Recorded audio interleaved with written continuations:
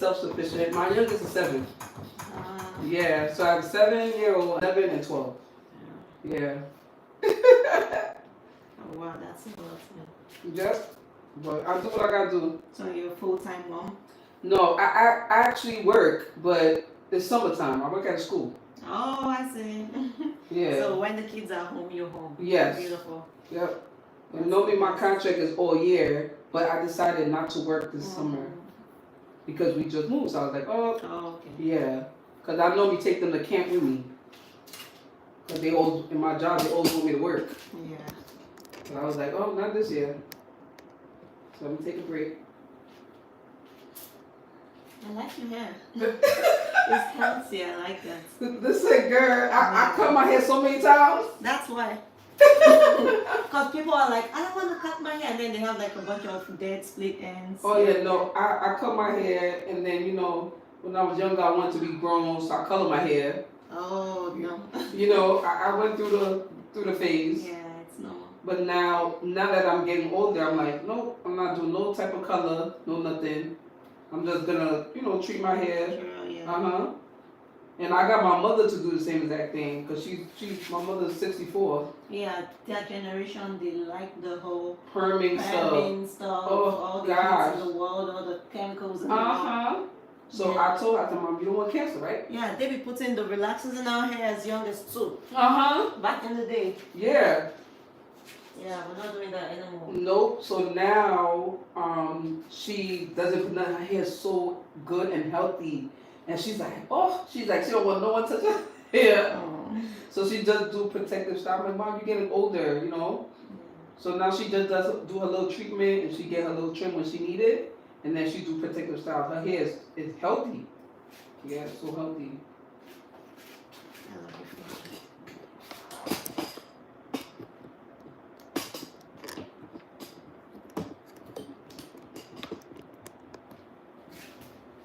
She helps you with the kids? Well, she work. So it's no only if I'm going somewhere, I need a break, you know, I ask them. But normally I'm over with my kids. I go everywhere with them.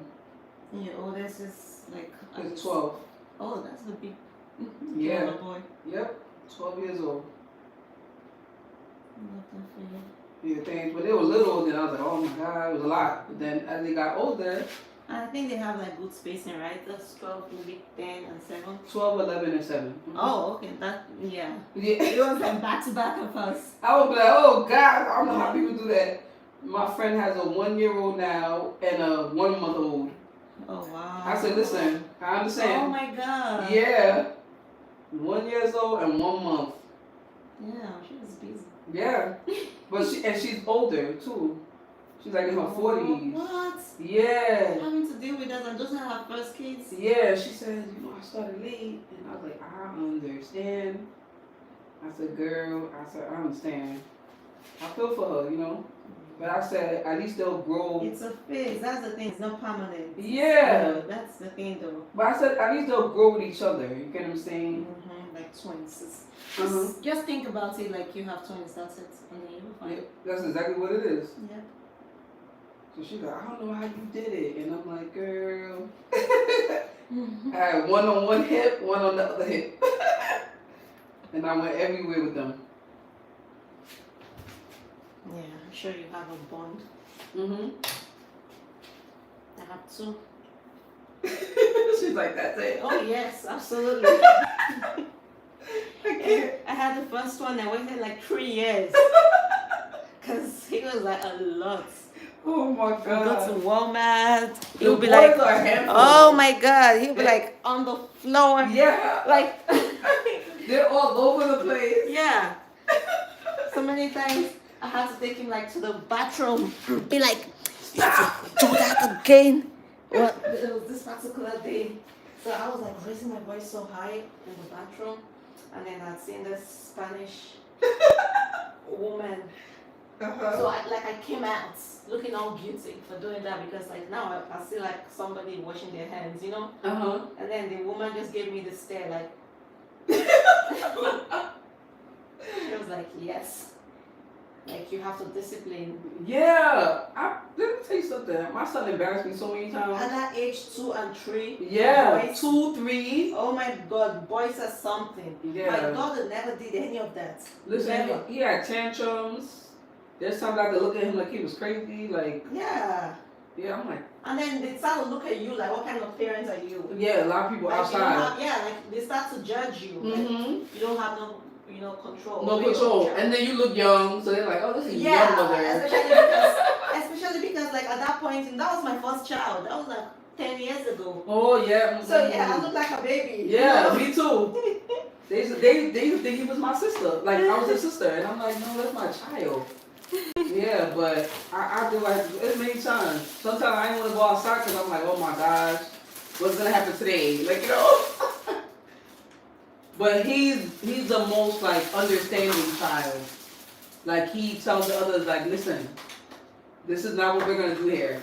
This is why mommy wants you to eat. This is why we need to Yeah, but like that's the thing. Once they start to grow up, they take up so much responsibility. Like yeah. my son now, with his sister, like he's so good. Yeah. He's such a good. Like I feel like the whole tantrum things stop after the baby. Yeah. Oh yeah. Yeah. I expected him to even get worse after the baby. The only thing is that I feel like it kind of like affected him psychologically a little bit. Like he began to like wet the bed again. Oh. After the baby came. Oh, because he wants to be a baby again. Yeah, he'll be doing weird things like going to sleep in her bassinet. In her because he wants to be a baby. Because another sibling came. Yeah. I was like, nah, you're too old for this. Yeah, my middle child, she be like, I feel like I'm not heard. I'm like, girl. I'm like, what? What's the problem? I'm like, is she the only girl? Yeah, no. I have 2 girls. Oh. And 1 boy. Oh, so the boy is the first. The boy is the first, and then I have a girl and then another girl. Mm-hmm. But she be like, I feel like I'm not heard. And I'm like, what happened? I'm like, what's not heard? I'm like, go ahead, speak. But she's also my lawyer. She advocates. Oh. And she be like, what? She be like, where does it say that? Like, yeah, who made up that rule? Children are different. Yeah. Oh my God, they're so assertive. Uh-huh. They're so strong-willed too. And my last one, she tells them everything. Oh yeah, that's a joke. Didn't mama tell you not to do that? No. Didn't she tell you not to put the TV on? I'm gonna go tell. Yeah, why you touch that? They call her tattletale, they tease her, Yeah, that's what she will outgrow it. Yeah. Eventually, because she's going to find out that she keeps getting in trouble with her siblings. But then I tell my kids, I'm like, well, if you don't want to tell them, you do the right thing. Right. Like, it's not that hard. Yep. So they're like, okay, all right. They each got their own personality, all different. Sit all the way into the chair. Yes. All right, now swing. Let's lay your hair for your husband. I can't.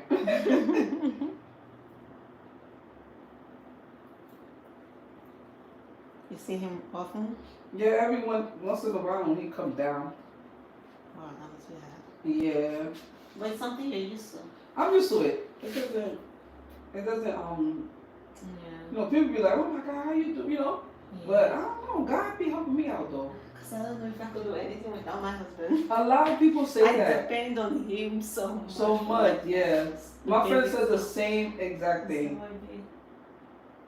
But I feel like we're strong. Yeah, and until we like get into like a situation, we do not know that we can, handle it. Yeah. If you're backed into a situation, then you realize just how strong and prepared you are for it.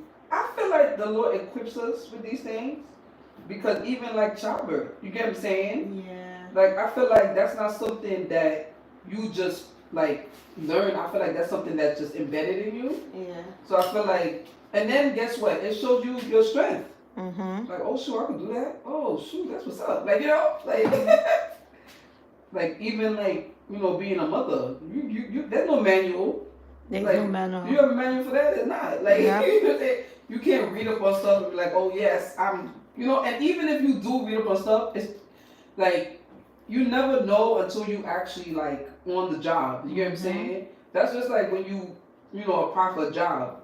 You know, sometimes people think like just because you're book smart, you know what I'm saying? Yeah, and that's all they require, no? No, because now when you actually on the job, it's all I was a correctional officer for 5 years.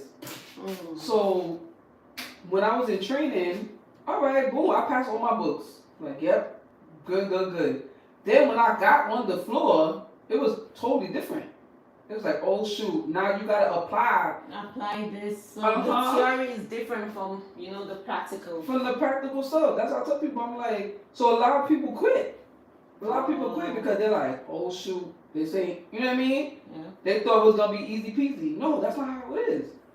And then people that came after me, they're like, I don't know how you did it. I'm like, the Lord. I'm like, that's how I did it. I did it with the Lord because if it was up to me, I would have been left. Like, oh, peace, see you later. Like, I can't do this. Yeah.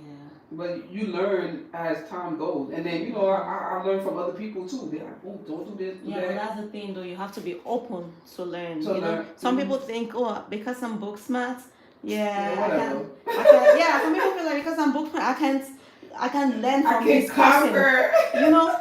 Like they actually look down on other people that they can actually get knowledge from. I've heard people, let me tell you something. Yeah. I've seen people do that at work. Like in my job where there was a lady and she was like my principal's boss and she acts so prideful and she swears just because she went to college and have degrees, you know what I'm saying? That she's like above people. Oh yes. But then when it came to dealing with the parents, she couldn't deal with the parents. Yes. I was in a hood area. You know what I'm saying? I was in Far Rockaway. So I was in a hood area. So them parents, they don't care about jail. Like, they don't care. They're like, oh, they'll call the cops for you. Like, they're like, oh, let me call the cops so they can arrest me. Like, that's the type of parents I'm dealing with. What? So I had a rapport with them. So I'm like, Mom, you're not gonna do this. They used to tell me threats that they're gonna threaten the teacher, threaten the principal, threaten the boss. Like, I'm like, no, we are not gonna do that. You are not going to jail. Like, I had a rapport. I knew how to talk to them. So this lady thought that her book smart could bypass these parents. And these parents would tell her, like, listen, miss, I will wait for you after school. And I will drag you down the stairs. Like, they would tell her that. Like, so I had to step in, like, listen, Mom, we're not going to do this. Remember, this is about your child. Like, remember, you got to be there for them. I said, you can't be there for them if you're in jail. Like, Oh, yeah, you have to. Also, you said that was in Brooklyn, right? No, this was in Queens. Oh, in Far Rockaway. So that's the thing, too. Like, a lot of them, they don't even care. It's like, what? Yeah. Once somebody get angry sometimes, they don't care about the consequences. Yeah, reality just comes out the window. And I'm like, no. I'm like, girl, we're not going to do this. And they be ready.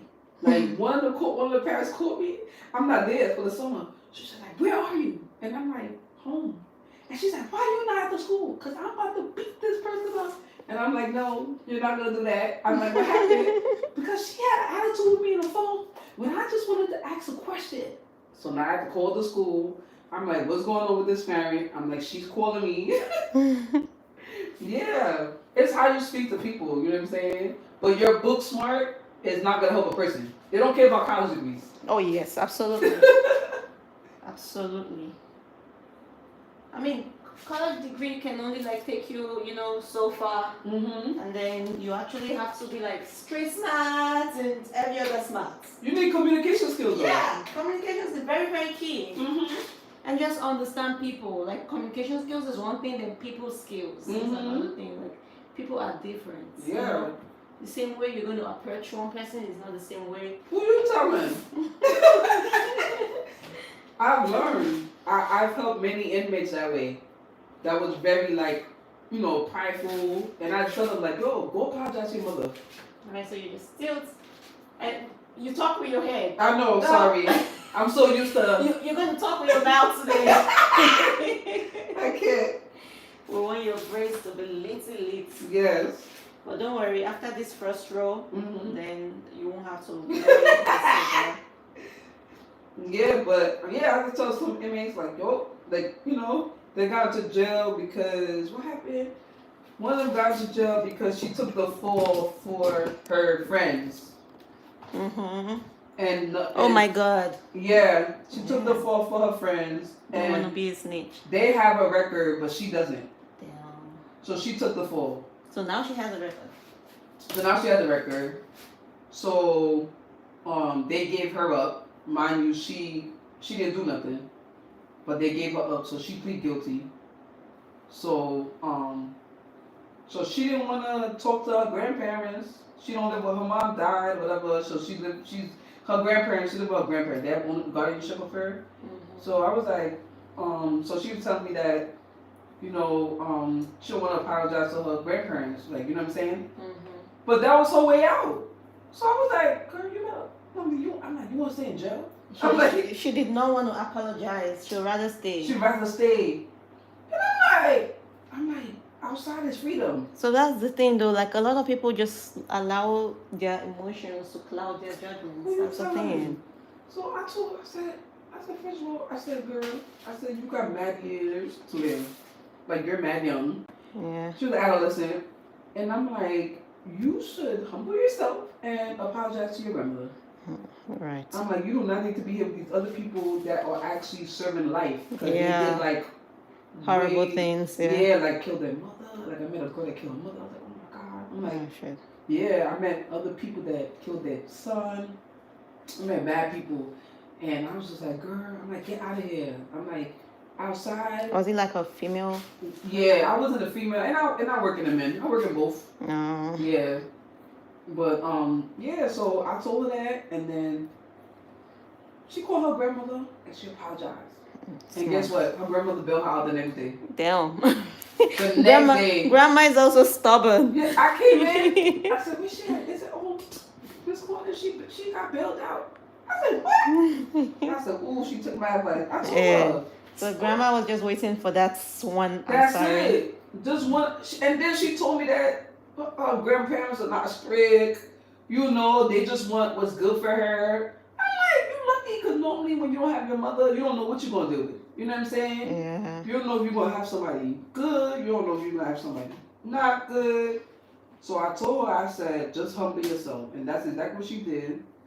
And she was so, she got out.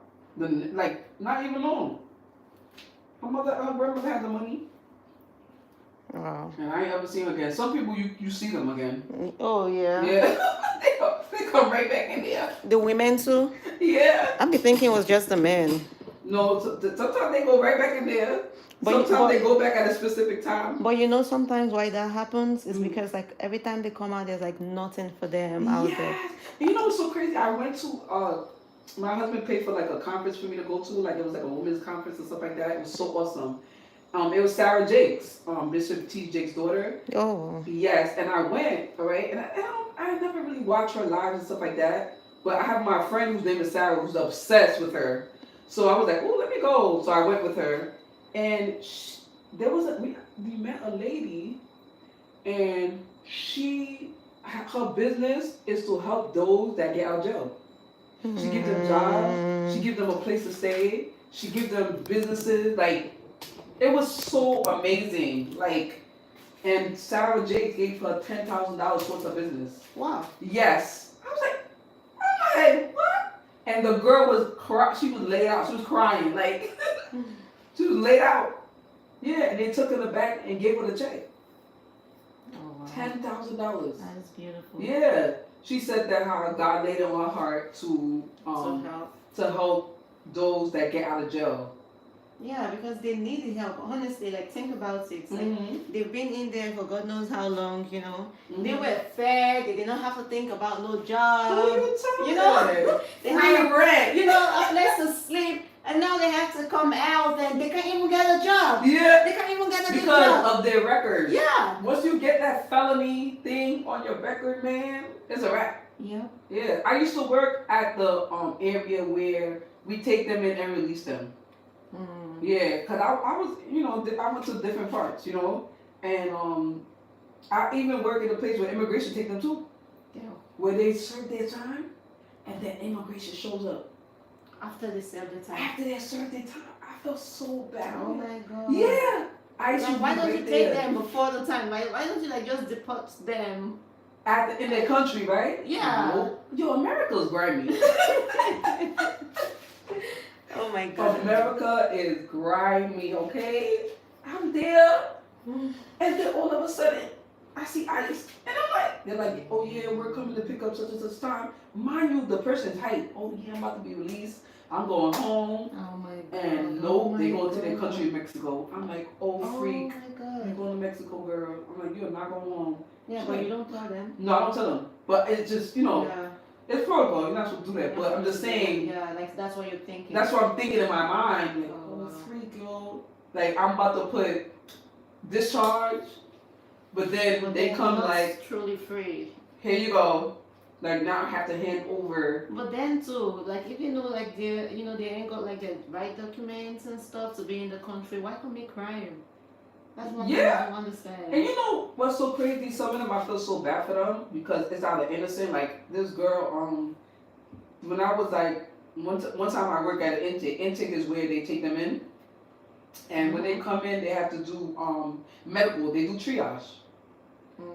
So I was there. I had to work at a medical room that night, so I'm there with the doctors stuff like that. So this girl comes in. So every time they come in, they tell their stories. So this girl, she's a young girl, she's beautiful, okay? Spanish girl, nice hair, young, okay? Beautiful girl, beautiful skin, nice girl. So she comes in, and then I'm talking to her, and then she starts telling her story, and she's like, oh my God, like she looks so like puzzled. And I'm like, what happened? Are you okay? And she's like, I've never been to jail before. She said, I'm not from this country. I think she said she was from Colombia or something. So she met this guy in New York, and then she said how like she just met with him, like they've been together, she said, for only like 2 months. So I was like, oh man, I'm like, okay. So then she started telling the story. So she's like how he promised her a vacation. So she said they were going to they were in the city in a cab, and she said he packed all their stuff. So she said how she's in a cab, all of a sudden they get pulled over by a cop. So she's like, what's going on? Why am I getting pulled over? So she said how when the cop pulled him over, the dude had cocaine in the suitcase. So I'm like, what the freak? So she's like, yeah. I'm like, what? So she got locked up. So I'm like, oh man, like that's crazy. So I'm like, you didn't know that he was doing these things? And she's like, no, I swear, I ain't know nothing. And I'm like, oh man. So now she don't have nobody to call, nobody to bail her out. And her family's in Colombia. I'm like, this is like crazy. I didn't know what to tell her. Felt so bad for her. She didn't know nobody. I'm like, how you come to New York? You know what I'm saying? Like, and you don't know nobody, and then you get entangled with a guy, you don't know his background, you don't know history, you don't know nothing. Yeah, but that's, a lot of these young girls just wanna just have fun. They don't know. It's not like they can like run a background check on you, Listen, I was like, this is crazy. I felt so bad for her. So she was there. She didn't have his number by heart. I'm like, what the freak? Like, and that's the thing. She's just gonna be there waiting trial forever. Yeah. That's exactly what happened to her. Yeah, because people like that, like they ain't got no lawyer or something to help their case. They can't afford anything. It's whatever the states give them. Yeah, barely speak English. I felt so bad for her. I said, damn girl. I said, she had an interpreter. I'm like, oh my God. I'm like, what's that? This beautiful girl, yo. Beautiful young girl. I said, oh my gosh. And then the family will be out there like wondering what happened to her. And he locked up in another jail, so they can't call each other. Yeah. You know what I'm saying? Even if they can, what is he gonna do for her? Yeah, he's gonna be thinking about his own. He thought about himself because I told her, this thing don't give a crap about you.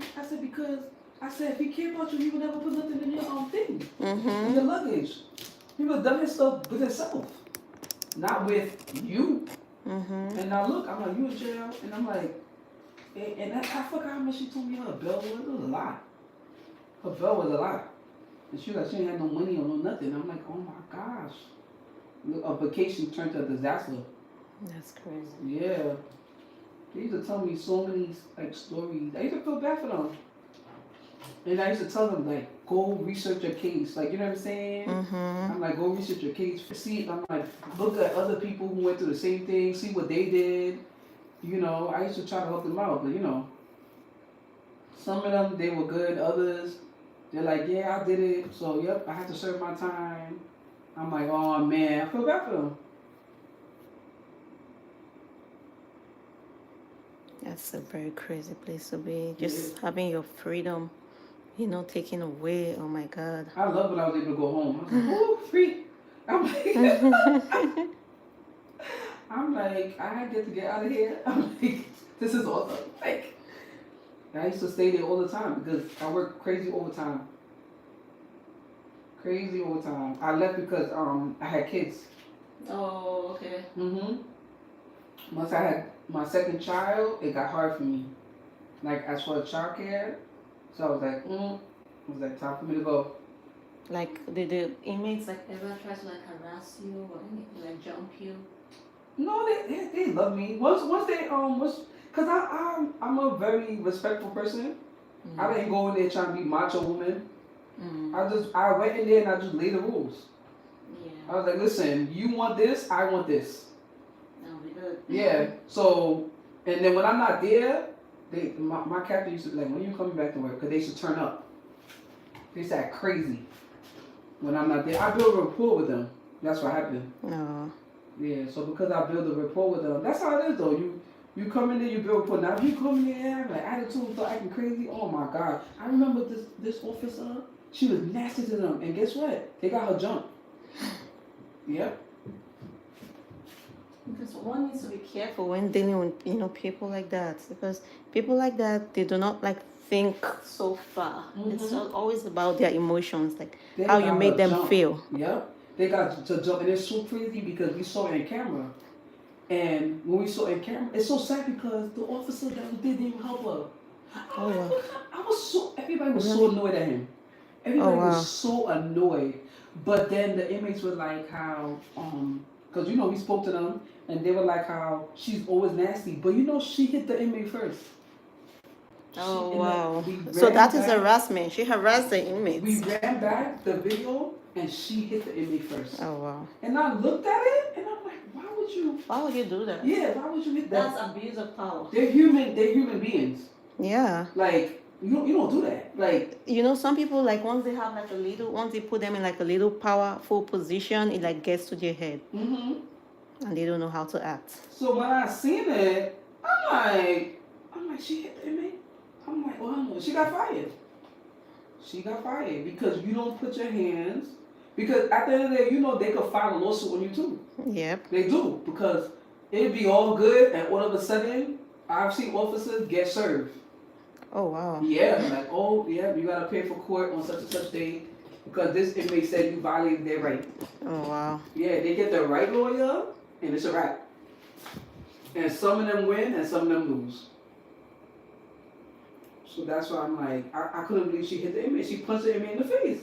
So when she punched the inmate in the face, the inmate fought her back. I saw everybody. I said, what? I said, oh my God. She came out of there. Her face was all red. But you hit the inmate first. So the inmate reacted based on what she did. Yeah, you don't.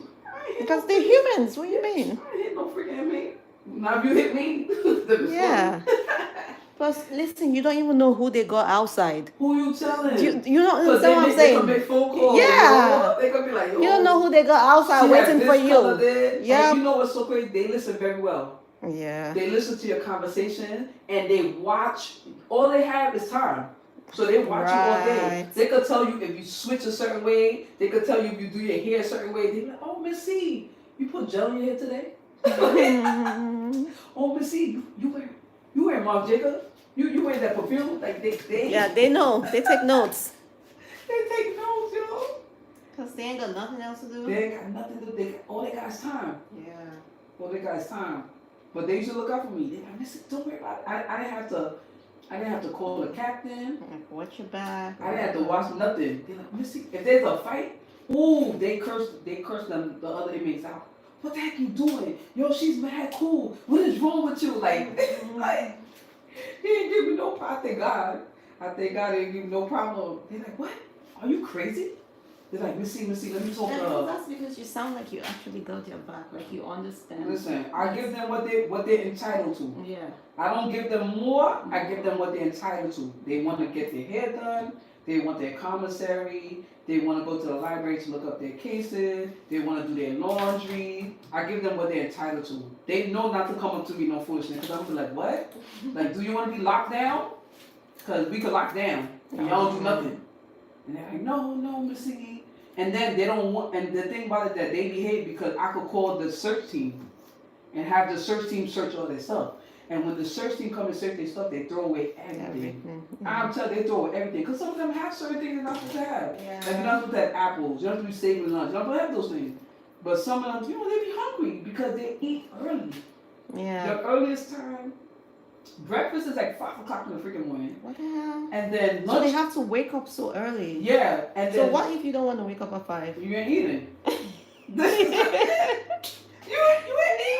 Because there's some people, they're late sleepers. Yeah, like me. That's why I'm asking. Why do you think I'm asking? Because listen, that's the problem I have about going on vacation. Because why the hotel food? Why is it 6 to 9 a.m.? Why the hell is it 6 to 9 a.m.? I want to sleep. Yeah, and I always do late checkout. Yeah. Because I'm like, I do not want to rush. I'm like, I want to make sure everything is set before I get out of here. But yeah, 5 o'clock in the morning well, it's actually earlier than that. Because it's like 4. Because 5, they have to leave for court, if they have court. Yeah, and they be in court all day. Because remember, first of all, it depends on where the courthouse is.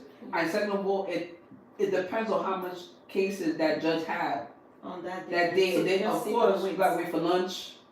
You get what I'm saying? Oh my God. So some of them, when they come back, they be so like, exhausted. Like, Missy, I was in there for 4 hours just for the judge saying they're not gonna see me. I'm like, what the? You know what I'm saying? I'm like, oh man, I'm like, go ahead, go take a shower. I'm like, oh. I'm like, we put lunch for you in the warm up because we knew you was coming back late. Like, God damn, oh my God, you make them feel, a sense of belonging. Yeah. You get what I'm saying? But yeah, so breakfast is like 4 o'clock in the morning because then they have to leave for court at like 5 o'clock in the morning. And then lunch is like 11 o'clock. Okay, 11 o'clock, 11:30, which is still breakfast lunch. Time. Yeah. Girl, I ain't even have breakfast at that time yet. Listen, and then dinner is like 5 o'clock. Because when I do the second tour starts from 3 o'clock to 11:31. So yeah, I'll be serving lunch by like 5 o'clock. Yep. Yeah. By 5 o'clock. Yep. And then by the time it comes to night, they starving. They're like, see, I'm so hungry. They're starving. So then that's when they, the commissary they buy, that's when they eat off of that. They eat off of the commissary that they buy. So and can they like buy more stuff? Like, is there like a limit to what they can buy? It depends on how much money. Oh, so if you have like a lot of money, you can buy as much as you want. They buy a lot. So they have a bucket full of food. Like ramen noodle soup and. Have you like seen people like just gaining weight there? They gain mad weight. Oh. They gain. I was thinking like they probably don't eat enough, No, and they'll be like losing weight and stuff. No, they gain. Only way they lose weight if they're stressed. Cause some of them come in and they don't eat. Yeah, because they're depressed. Yeah. They go through that depression stage. But then after a while, they like get used to the new. Yeah, they get used to it, and then they eat. Cause I've had a lot of them that didn't wash. Oh, I had to talk to this girl. Oh my God. Oh, she smelled the whole housing area smelled because of her. I said, oh, you would never smell woman the way I smell woman. Girl. I was there. I'm like, what's that? They're like, Missy, that's her. They're like, Missy, please, we're dying in here. Please talk to her. Can you talk to her? So what I did was, I spoke to the office. I'm like, what you got in here? I'm like, give me shirts. Give me pins, give me drawers. I'm like, so I put a nice package together. And I'm like, girl, I know you upset, I know you depressed, but come on, baby. I'm like, come wash up, girl. I'm like, girl, we females, girl. I'm like, we gotta smell good. And I'm like, if you wash, you'll feel better about yourself. Yeah. You know what I'm saying? She's like, oh my God, I'm so depressed. I don't know what I'm gonna do. My son is out there. Oh. And I'm like, girl, don't worry. I'm like, take it one day at a time. I'm like, I know this is new. So she got up, gave her little flip flops. She took a shower, and I was like, whoo. They're like, let's see. They're like, thank you. They're like, you saved the day. And I'm like, girl, because it's disgusting. And then everyone had their period at the same time.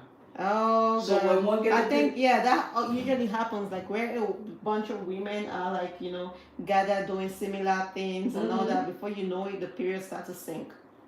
Yeah, I've had experiences like that. Listen, okay, all of them had the same period. I'm like, ooh, girl. I'm like, Oh my God. I'm like, no, and I'd be cautious because a lot of them, had yeast infection too because of I don't like officers that treat them like they're not humans.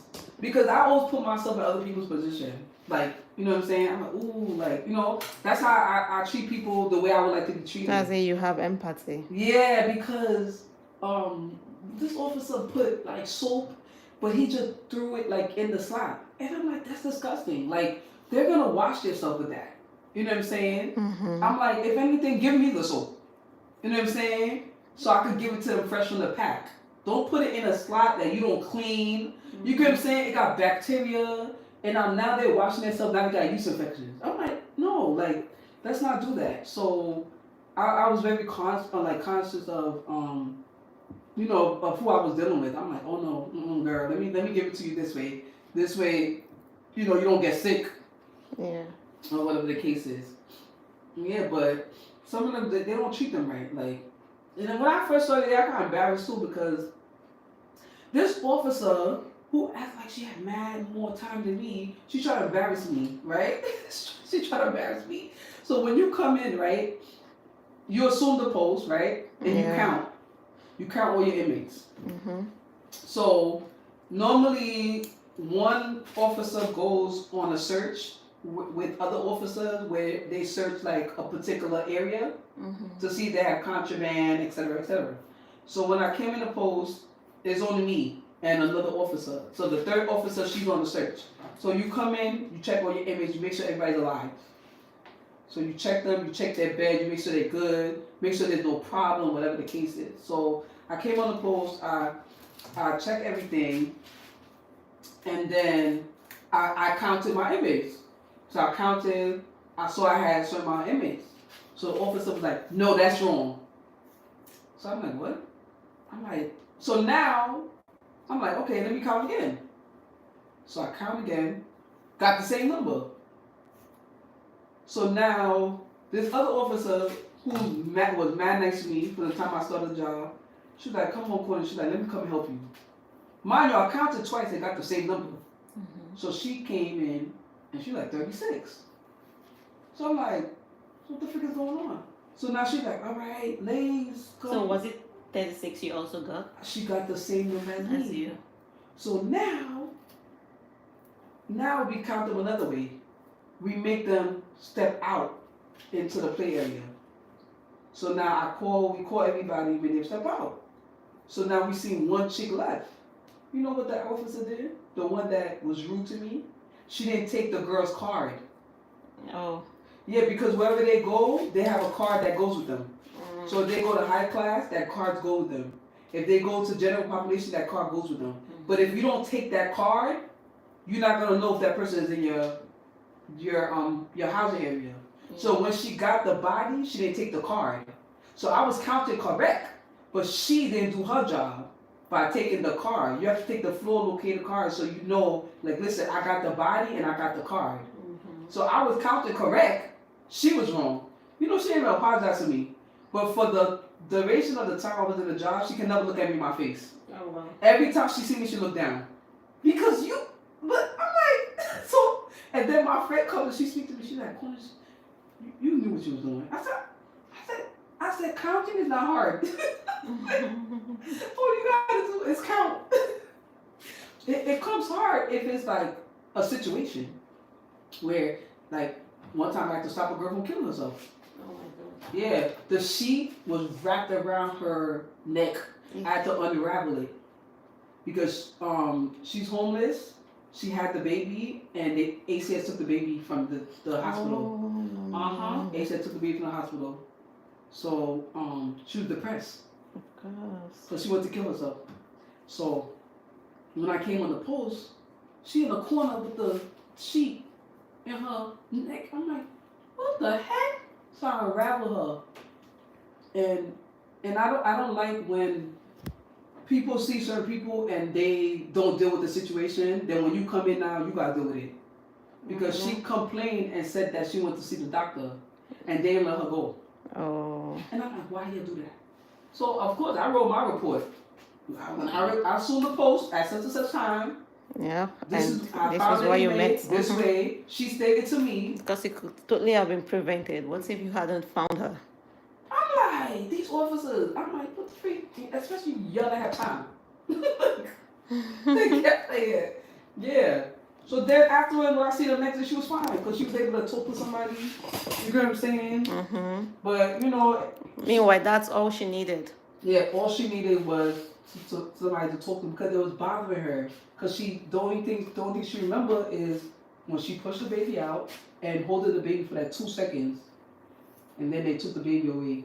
Oh. Yeah. But they need to, you know, I feel like they should like at least give the baby a mom like 24 hours. Yeah. You know, just to bond and all that. And then, you know, they can take the mom right back to jail or whatever. But just grabbing your baby from your hands immediately, that is so heartbreaking. No bonding, no nothing. Oh my God. You just have the baby. Like even if you don't feel empathy for the mom, feel empathy for the child. That child needs that connection. Oh my God.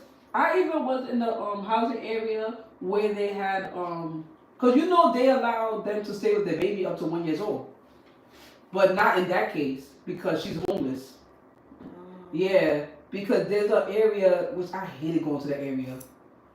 Even though it was like an easy post, I didn't like going in there because it broke my heart. Seeing a child in there with their mother, you know what I'm saying? I was like, oh my God. And then like you can't really like in order for you to hold the child, you gotta hold the child, like the child has to always be in the stroller. And then you can't sleep with the baby. You have to put the baby down in the crib. Like it was just so like confined. So many rules and like regulations and stuff like that. And I was just like, oh my God, I didn't like that. I was like, oh my God, this is so crazy. I didn't like to go there.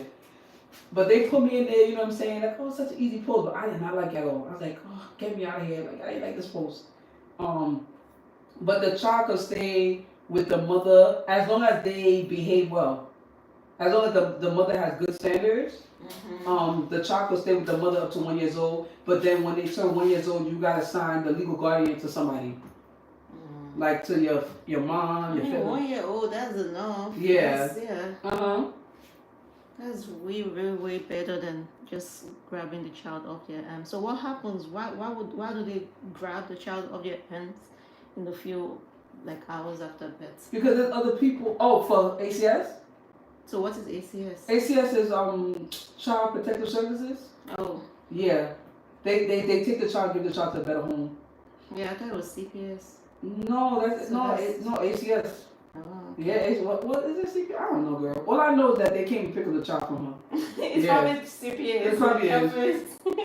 All I know is that my coworker told me they were in the hospital and those people came. I see. So now I understand what you're saying. So you're saying like normally like the prison regulations or whatever allow the moms to be with their child for a year.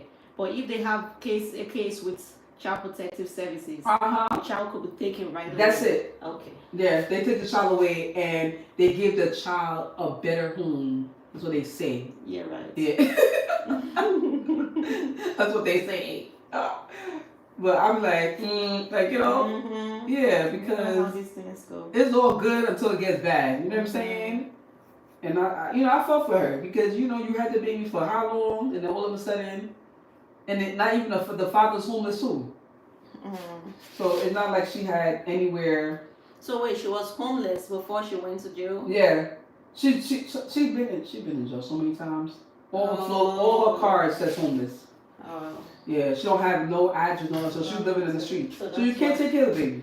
And you can't. Where you gonna put the baby at? Yeah. And then, you know, they don't like going to shelters. And I understand why, because stuff happens in shelters. You know what I'm saying? Yeah, they don't like going to no shelters or nothing. They tell me stories about shelters. Oh no, Missy, I'm not going to shelter. But what all I'm saying is this: like when you have a baby in a hospital, you don't go home right away. No, you stay for like what, 3 days? Also, so I'm saying like in that time, they could let the mom be with the child until they are discharged. It's different. It's different when it comes to inmates. That's why. Oh my God. You have to understand too is that the jail is only for a certain amount of capacity. The inmate portion of the hospital. Oh, I see. It's only for a certain. So they discharge them like right away. Yeah, like right away, unless they need certain type of medical attention. But then this way now they have to keep the officers there. You get what I'm saying? I pay them, you know, overtime, and then send reliefs, you know, for them and stuff like that. Cause I went to the hospital a couple of times with inmates. Are we having baby hairs out? I don't know. I don't know how normally I don't know, girl. However way you feel like a. We'll have just a little out, so that's the braids. Look on point, yeah. I remember I bought my daughter something to get her hair braided. Oh my God, the lady left all her baby hair out, but it was really bad. It was really bad. And look, she didn't get her hair done. I had to take the braid and push it to the front, like to make a style, so you wouldn't see the baby hair in the front. I was like, oh my God. And you didn't see her, like you ever. I didn't see it. I didn't notice it until afterwards because she pulled her hair forward. So I didn't notice it. So one time my daughter was like, oh, she want to put her hair up. So I put her hair up and I'm like, what the freak? I'm like, oh no, we're not going back. I'm like, well, that's just a thing of communication. Next time you just let the person know that, listen, I don't want my baby hairs out. Yeah. Simple. But I didn't put, you know. That's the thing though. I personally would always ask. You ask, yeah. Even if you've been here 20 times. I don't care. Like, I have clients who'll be like, Mimi, you know how I like it? I'm still going to ask. I don't care. You're right. Yeah. Maybe the way I'll ask will be different. I'll be like, so we're doing the same thing, right? You know, but I'm still going to like say something because who knows? Okay. Yeah, like you could change your mind. It doesn't matter that we had it this way the last time. It could be like maybe now you saw like a picture or something on Instagram. Now you like, ooh, do this for me. Yeah. Okay. Should I tell you why I do that? So a few years ago, I had this client. Oh gosh. So just listen, it's a really funny story. So that was her second time coming to me. So the first time she came to me, this was in 2020 when Trump he was running against Biden. Okay. So yeah. No, he wasn't running against Biden. Yeah, he was running that was against 2020. Biden. Yes.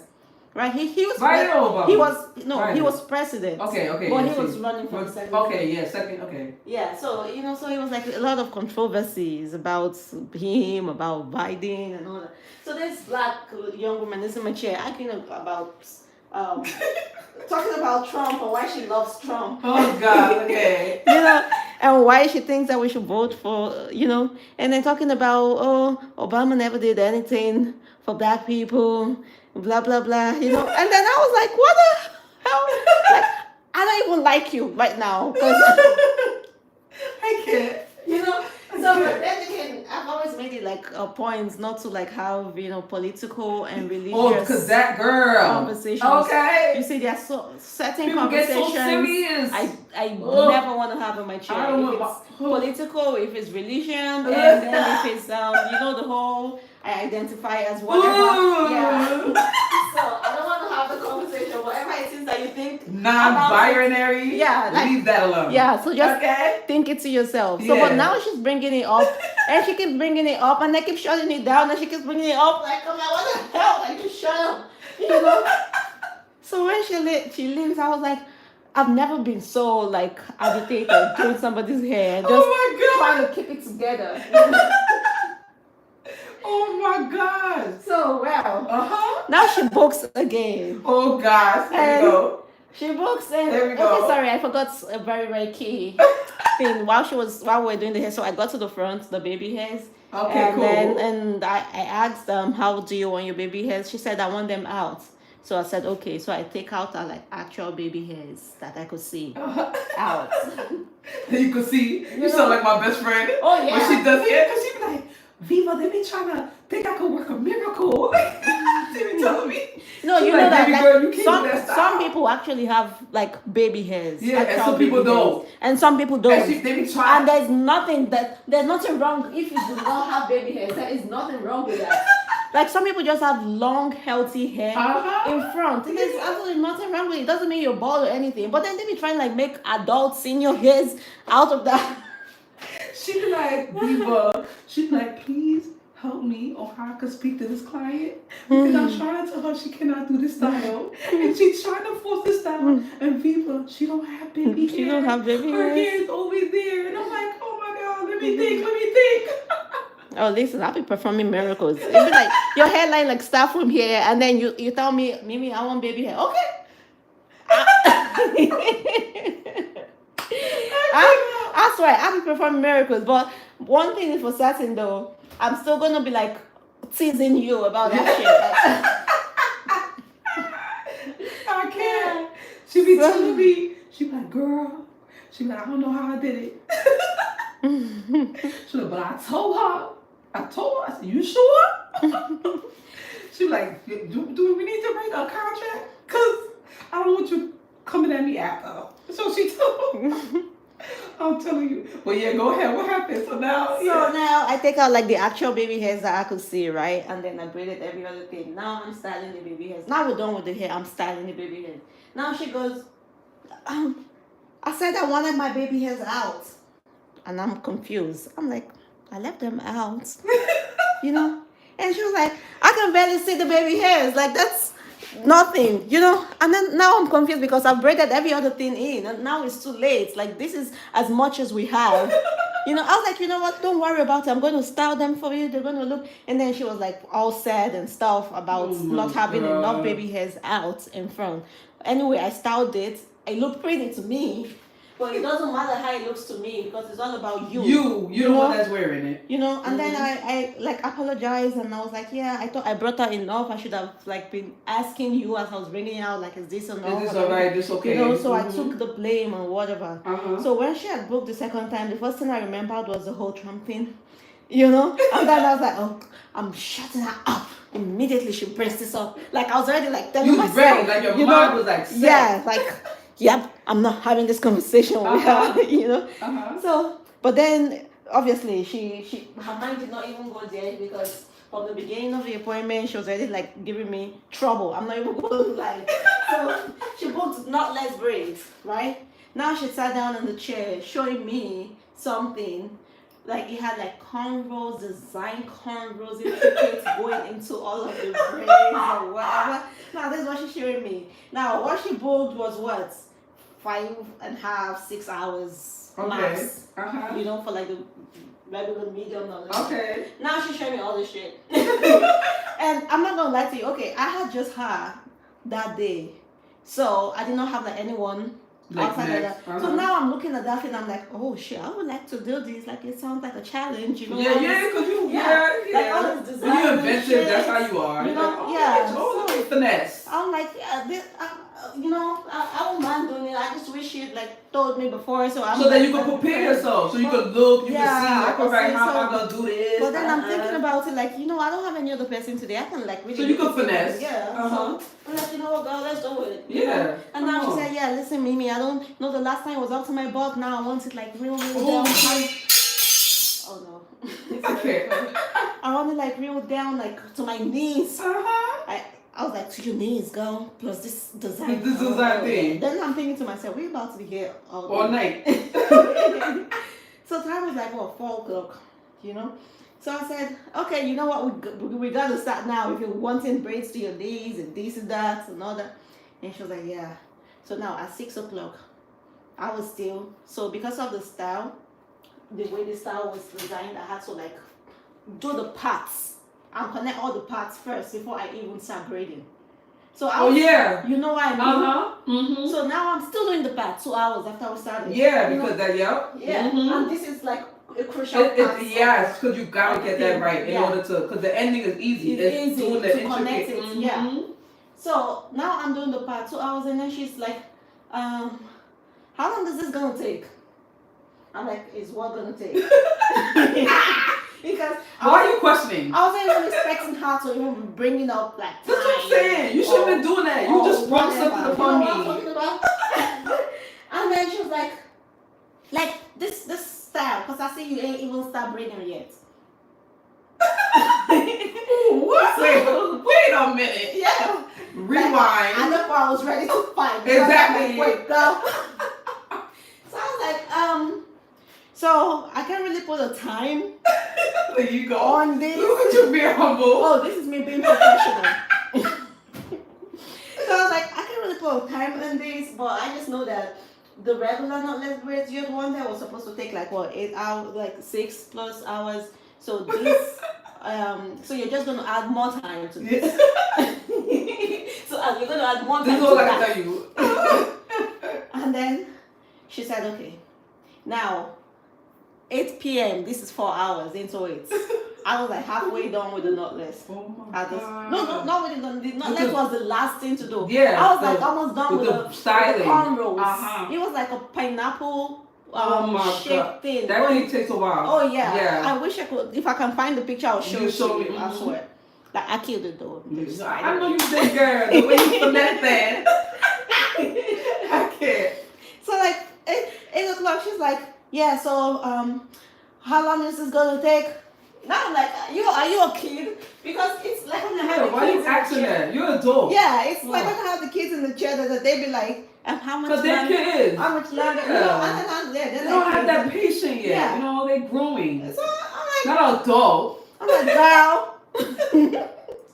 And then she was like, yeah, because I'm supposed to, like, when I leave here, I'm supposed to go to a hotel. I want to know if I'm going to be able to make it to the hotel at 11. Absolutely I not. told you this was 8 o'clock. So count 4 o'clock to 11 o'clock. That's 7 hours. So she said, I'm trying to know if I can leave here at 11 because I think that is the latest time I can check in or something. You know?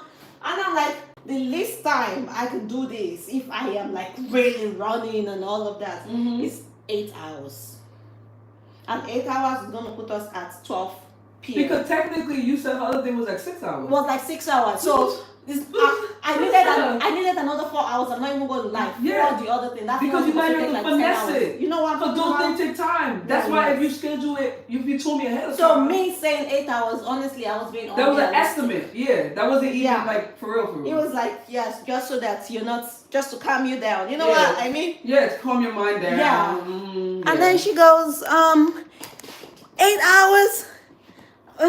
Because my mom braid my hair and she only does it for 4 hours. So what is mother? And she only does it for 4 hours. Now I am legit pissed. Because now you broke mama in like, here. honey, did you just compare me to your mom? Like, I'm a professional braider. Like, your mom probably only braids your hair. When you was a little girl. You know what I'm talking about? Telling me about, yeah. And now, because I was so mad, I kept quiet. So that's what I do when I'm mad. I pray. Oh, like, yes. and you can see, I'm like, because one thing I realized is that everyone's human. You know what I'm saying? Yeah. And I never want someone to remember me by, oh my gosh, she was so nasty. Oh God. You know what I'm saying? So I stay very quiet, even with my kids. I stay very quiet so I don't say things that will hurt them later on in their life. And now I'm fighting to remain professional. Because if it was like in another scenario, let's say, I have all these things to say. And I know myself when I start talking. Yeah. Like, I'm going to tell you how I feel. Like, like, my brother is the quiet one, and I'm the one that spoke for him. Like, what? Absolutely, you're not going to do that to him. This is not, my brother, it takes him a lot. Like, he's not going to say nothing. Like, you got to really get on his skin for him to, like, put you in that place that one good time. Me, I'm going to put you in that place right there. Like, right there. No. That's me. You're not going to do it to my family. This Not is to not what's tell. going down. Oh, Yep. what? And see, that's the thing about me, though. I do not, like, hold grudges. No. I'm going to say to you right there. You see, like, in the beginning, like, that happened. I'm like, hey, girl, it's not like that. Blah, blah, blah. Because, listen, I'm I moved on. Like, But that's me because I'm gonna be at peace. I'm not gonna allow no one to interrupt my peace. I love peace, and I'm gonna sleep well. I'm gonna sleep well tonight. I don't want to go home. I'm like, thinking, yo, I'm you did like, to me, oh, son. yes, Like, I should have said this. Or I should apologize. Like, I didn't want to say it. Like, no.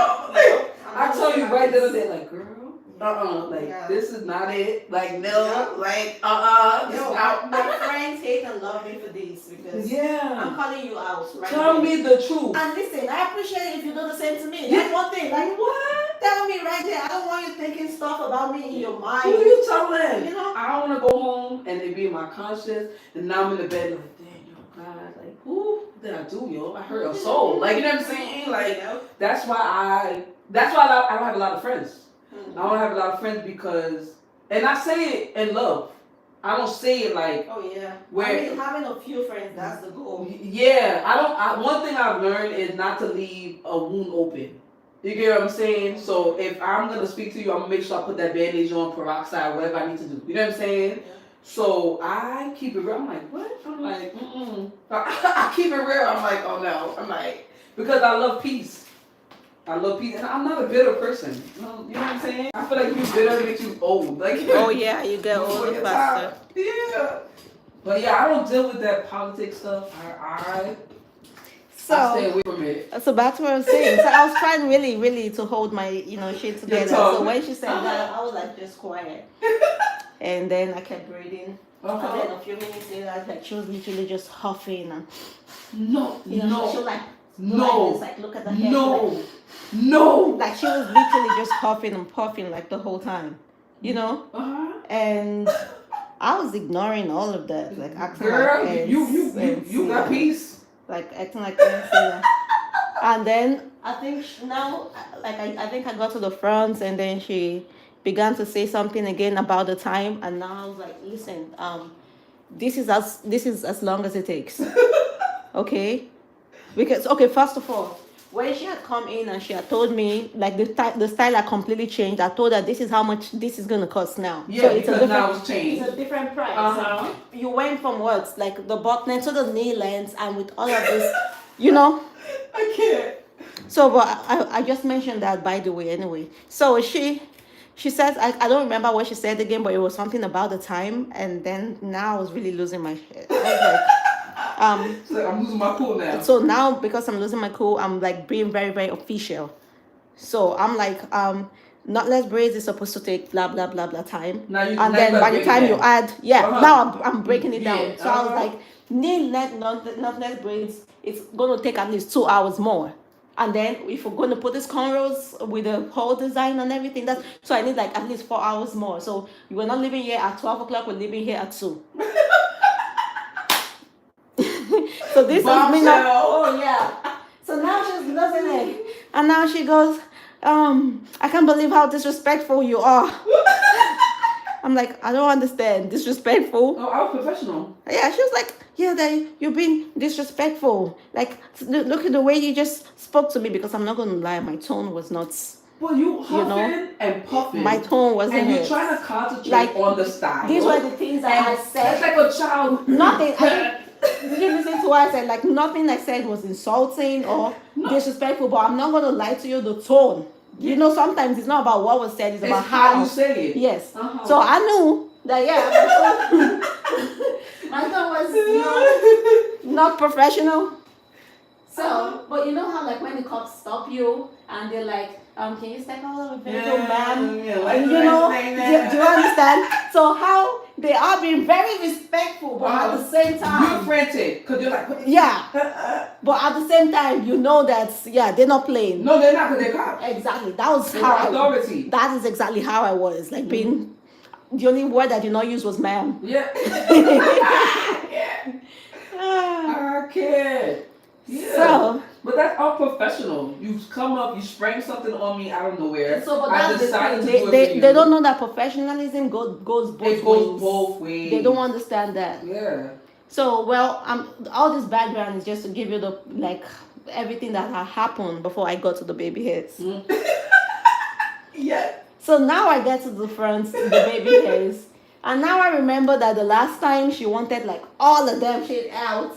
you know, and she gave me such a hassle about it. And because I was so mad and I wasn't speaking to her, and I did not want to say shit to her, I was like, yeah. So since I already have an idea of how she likes it, let me take out all the baby hairs. So I took out like a lot of hair in front. Then I finished braiding.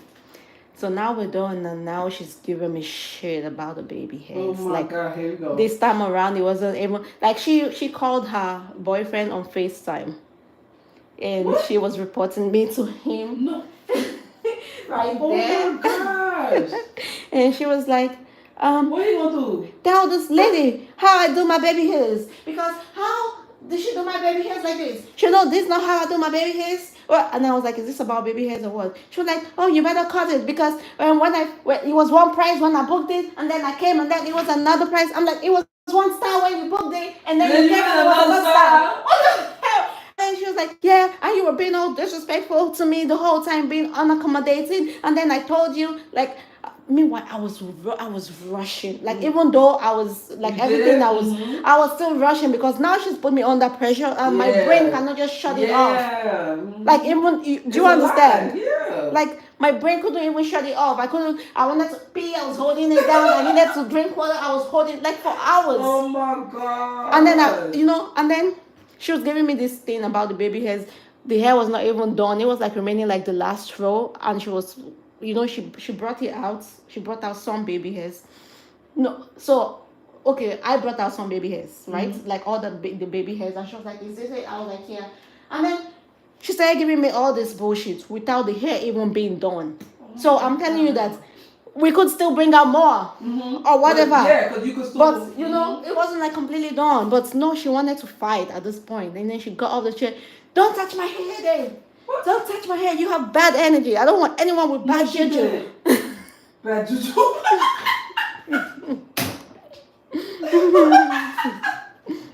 Oh my God. So I think she's the type that believes in things like that, because like she had like one bald spot like in the middle of her hair. It was deep, and then she believed that it was her boyfriend, some boyfriend or whatever that caused it one way or the other, and so she just believes in all those kind of things. Oh my God. So now I have bad juju, and she didn't want me touching her hair. No bad juju. Yeah, and then I'm like, okay, that's fine. So this is how much you owe. Because, honey, that's a you problem. Yeah.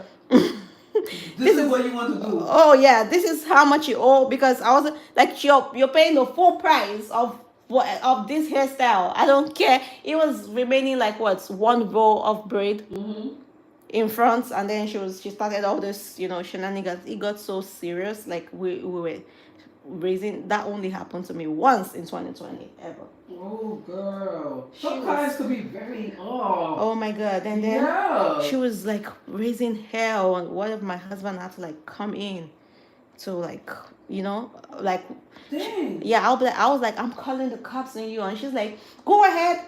Oh my God. So she had an accent, and then she believes maybe I'm an illegal immigrant or whatever. She's telling me, go ahead, I'm gonna call immigration on you. Oh. No, she didn't put the immigration card. I swear to God, she did.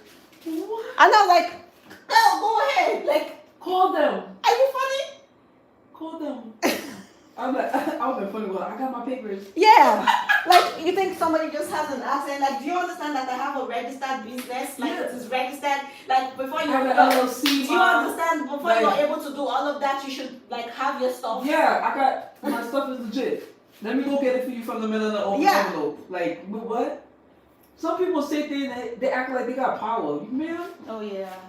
So yeah, but remember the first argument about Trump and stuff. Yeah, so she already But she feel too entitled for me. Yeah, that's the kind of everybody you feel too entitled for me. Like what? Like humble yourself. Like no. Oh yeah. So she did all of that, and then finally I was like, yeah, so you can leave, get out of my salon. You can go. Like, because now like she's coming down, and I'm like, I don't even want to do your hair again. Pay your money and go. Because those you don't want those type of experiences. Those experiences are traumatizing. You know what I'm saying? Oh my God. Think about it and then be like, oh my God, what am I gonna do with now? How many years? That's what I'm saying. Remember this. That's what I'm saying. Oh my God, what's she gonna come with now? Oh my God, what's gonna be the story? Oh my God, how do I navigate? You know what I'm saying? My friend, like my best friend is a hairstylist, and she tells me stuff, and she be like, girl, she be like, this was traumatizing. And she'll call me, I'm never doing her hair again. I told her, don't you ever put me. Oh yes, like there's some scenarios where She that will told me, happen, and she be like, you girl, prioritize your peace. She said, girl. Yeah, you'll be like, said, no, I'm choosing my peace She because said that. She said, it's first not of always all- about the money. Yeah. She said it wasn't. She said, first of all, I didn't have a problem with the style. She said, girl, but there's one time where I was there and I had to tell her friend to stop. I had to tell her friend to stop because she was so nasty with my best friend. And then on top of that, she started like, well, this is not the way I wanted it, and like, and I had to tell her. I said, wait, hold on. I said, are you the stylist or is she the stylist? Because I'm like, you know, you can do it by yourself. Like, I had to tell her that. She was shocked. Because I said, I don't know what you're doing, I'm not here. I said, but you're not going to do that to my best friend. I said, because first of all, she's not charging you how she should charge you. Because she charges her clients way more. Yep. But because you're her friend. Oh, she was a friend doing all of that. Uh-huh. Yeah, And I said, I'm like, no. I said, we're not going to do that. And my friend was shocked. And I was like, don't say nothing. I said, let me correct her. And she apologized. And I said, let's see what she's going to do. And afterwards, she looked and she's like, oh, yeah. I'm like, yeah, oh, yeah. Yeah, sometimes they just need to be put in their place. What? I couldn't believe the way. When I see that lady raise up at my best friend, I said, you're not going to say nothing? I said, you're going to let her continue to talk to you like that? In your chair? I said, no. So I was very calm. But it was so much that I said, you can't allow people to talk. I know she's your friend, but don't allow her to talk to you like that. Especially when she's not paying the price. She's not even paying that full you price. charge everybody else $300 and up. And then this chick right here, who you charging less, is treating you like that. Yeah. I said, I don't care if you close with her. I don't care if you know her problems. I don't care what it is. I'm like, no. Yep. She does her daughter hair for free because her daughter's her godchild. So that's already a free charge. Yep. And now it's the mother, and I'm like, no. I'm like, this is not gonna work out. No, yeah. Some people are like so entitled. Yeah.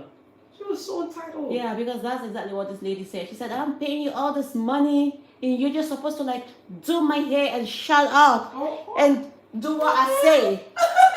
But no, you're talking back at me because she was mad. Remember when I told you like I broke it down for her and I told her this is when you're gonna be out of here. So that is when she began to get mad at me. Because now you started breaking it down for her. Yeah, and then she was like, you're supposed to do my hair and shut up because I'm paying you. You owe me?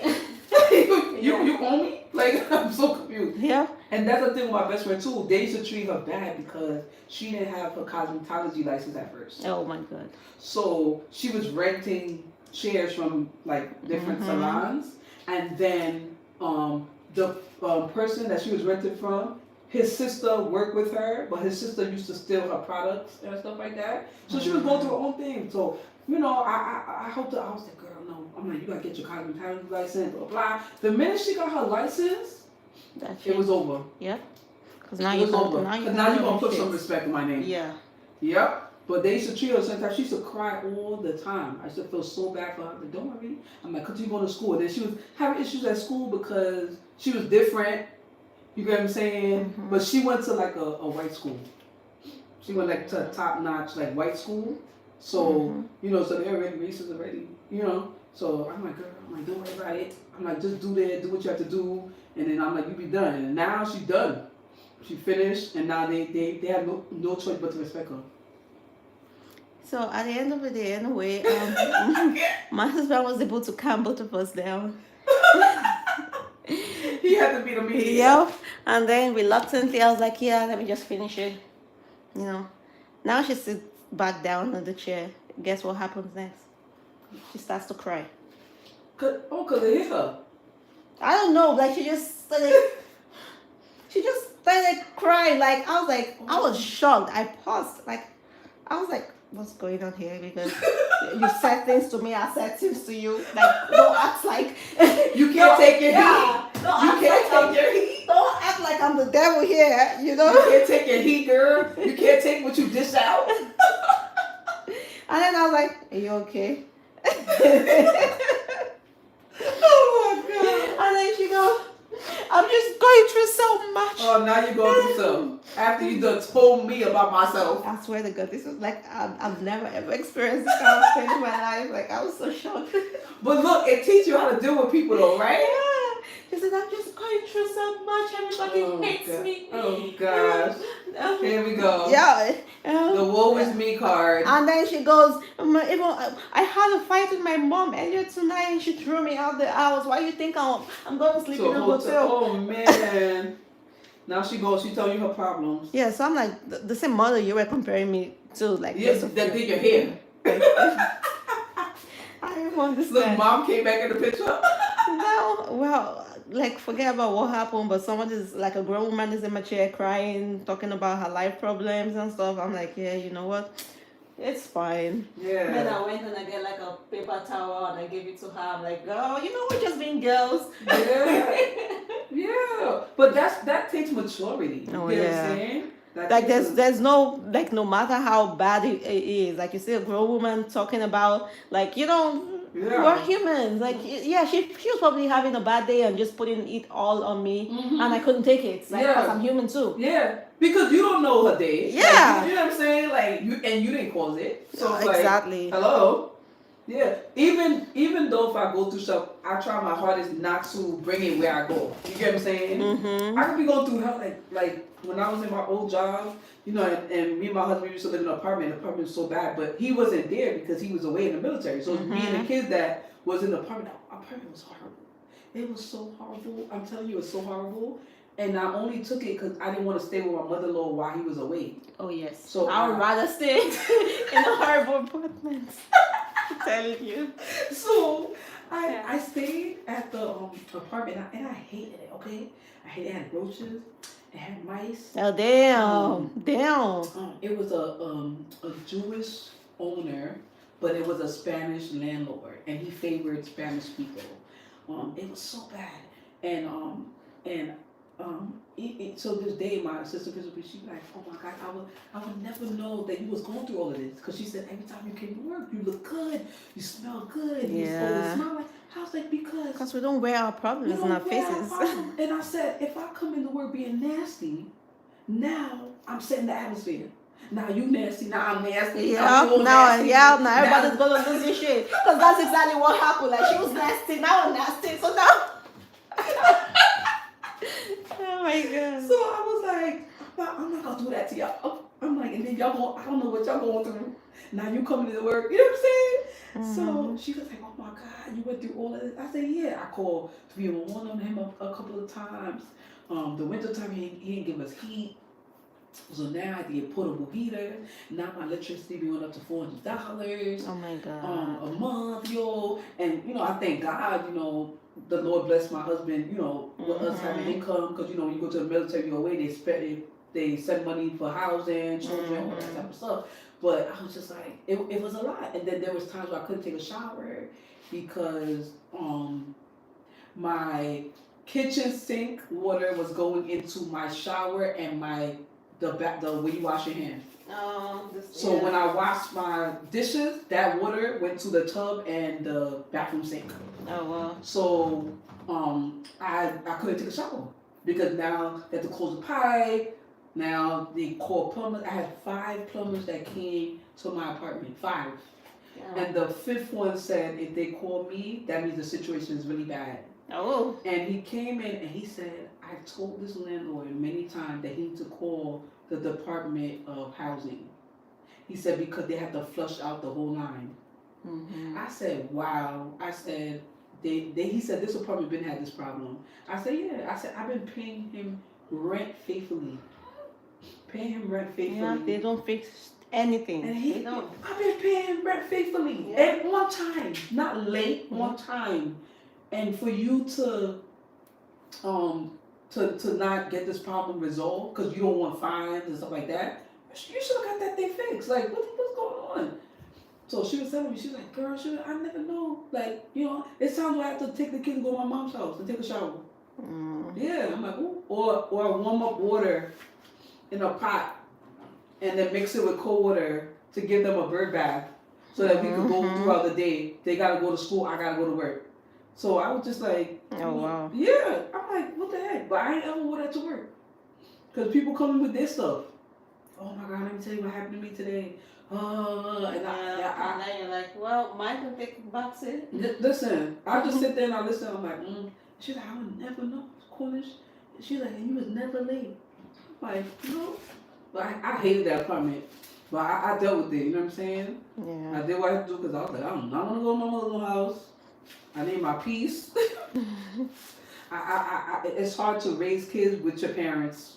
Yeah. Listen, they try to tell you certain things. I'm like, what? I'm like, you didn't let me do that when I was younger. How you allow me to? Oh yeah, I don't know what happens, like what changes in the brain once they become grandparents. It's like it's not the same.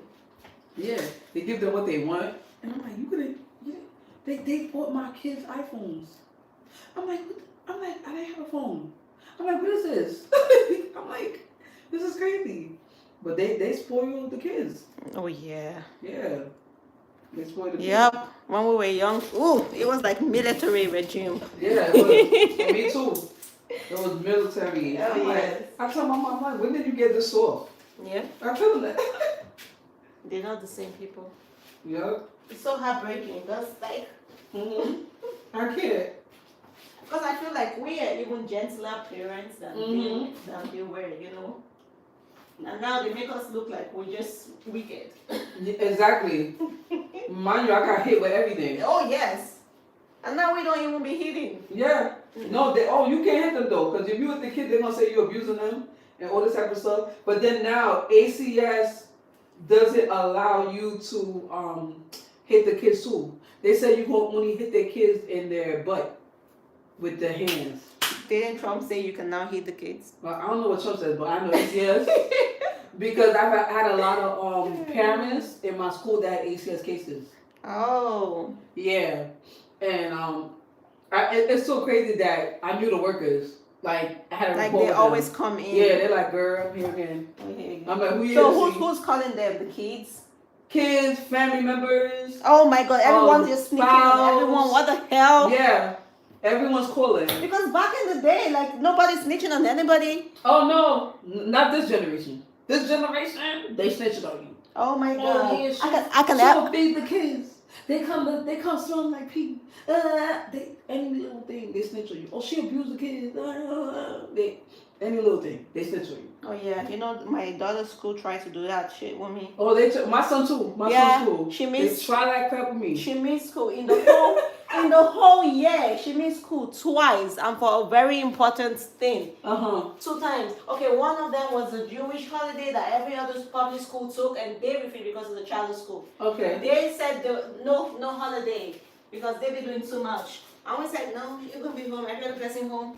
Yeah, why she has to go to school? Why you going to school? So you're gonna be at home because we have stuff planned. It's a holiday, you know. So that was one occasion. The second one I don't remember. So in a whole year, and then they sending us a letter talking about if she misses school again one more time, they're gonna call the what? I swear, that's the moment I know she's not going back. Oh my God, some schools are very strict.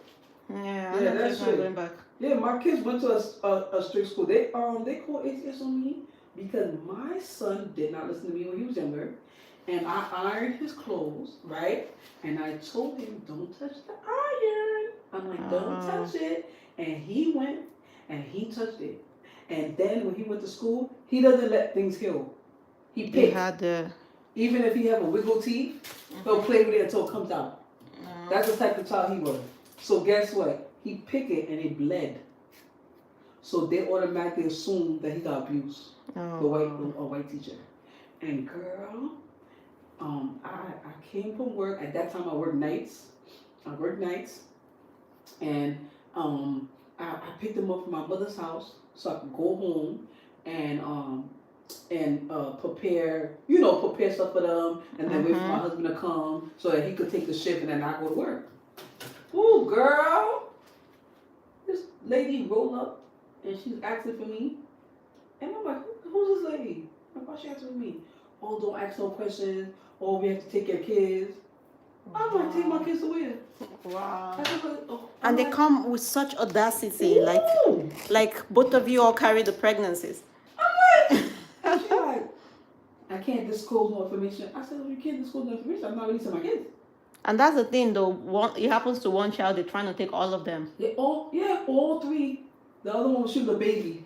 Oh my God. All three. And I said, what? I said, what's going on here? She said, oh. I said, who are you? And she said, oh, we're Protective Child Services, ACS, blah, blah, blah. Showed me her bag, blah, blah, blah.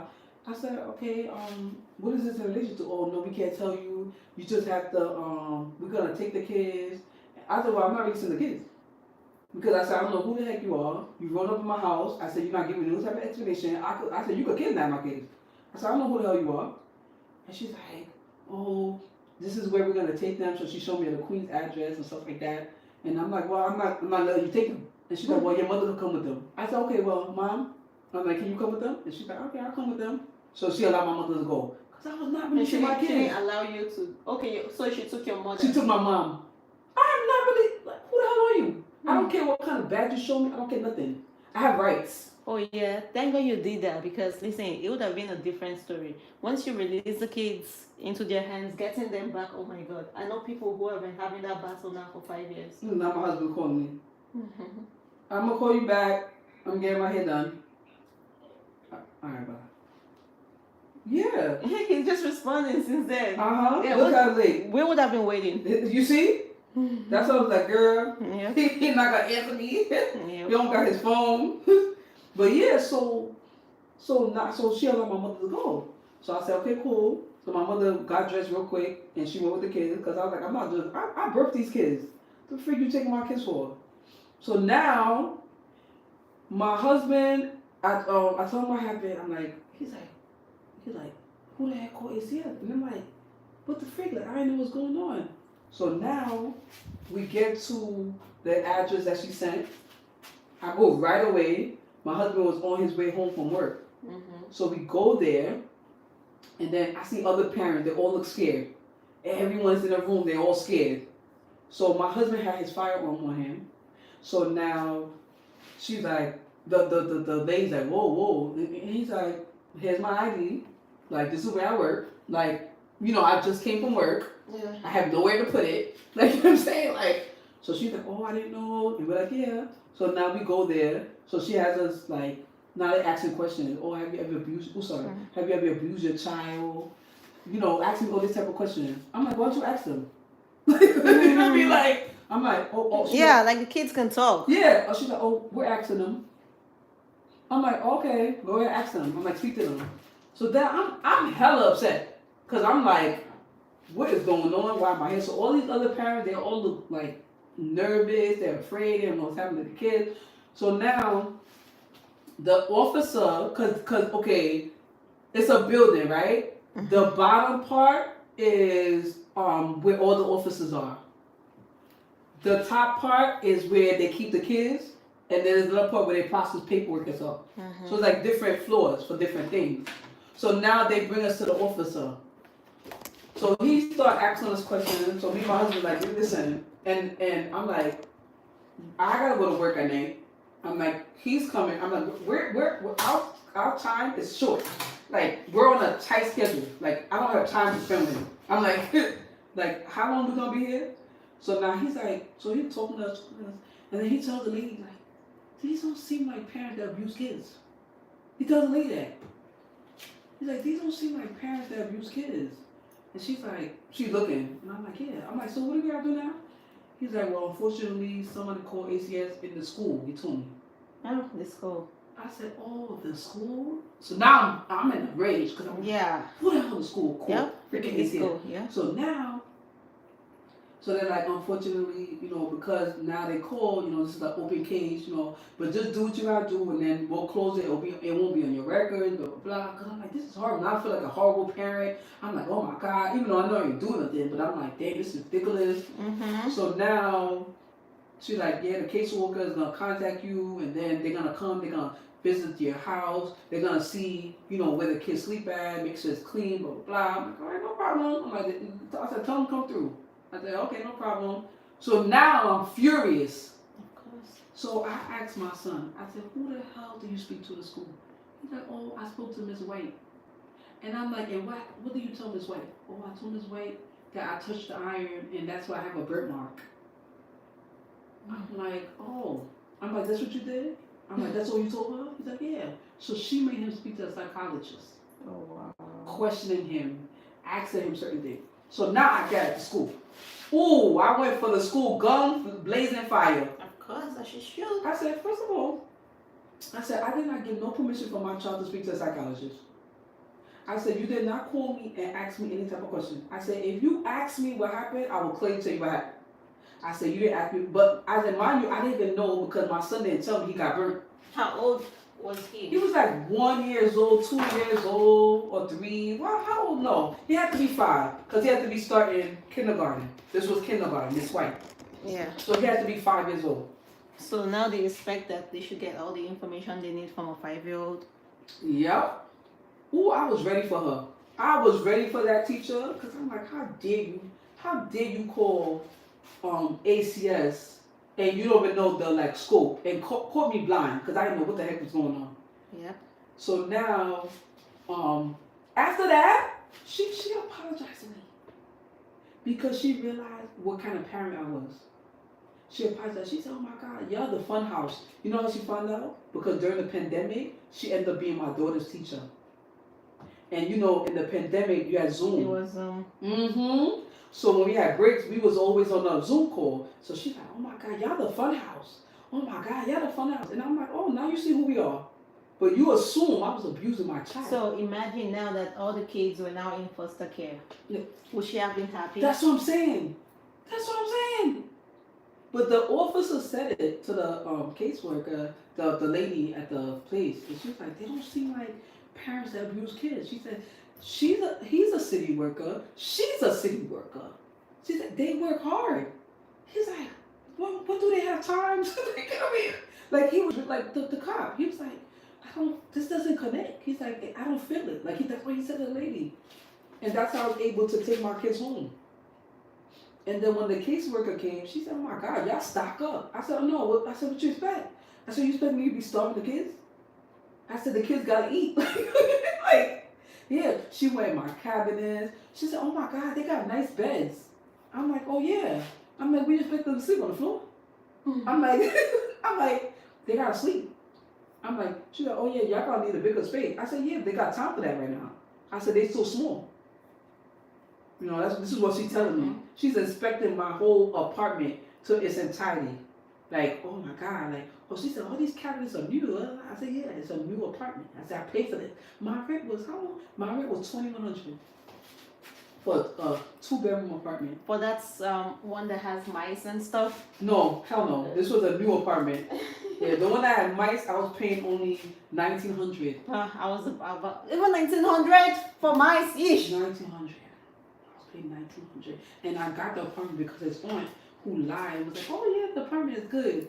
The apartment was not good at all. Okay, the minute I got in there, I was like, I do not like this apartment. I was like, but I just dealt with it because I'm like, even though girl, I bombed the place, and I kept calling those inspector people. I kept calling them. Like, come here, come in, bomb this place. I call them all the time, like, because I'm like, I don't want to bring no roaches with me nowhere. Like, I was just, I was calling the exterminator many times. They was at the house every week. I'm like, come.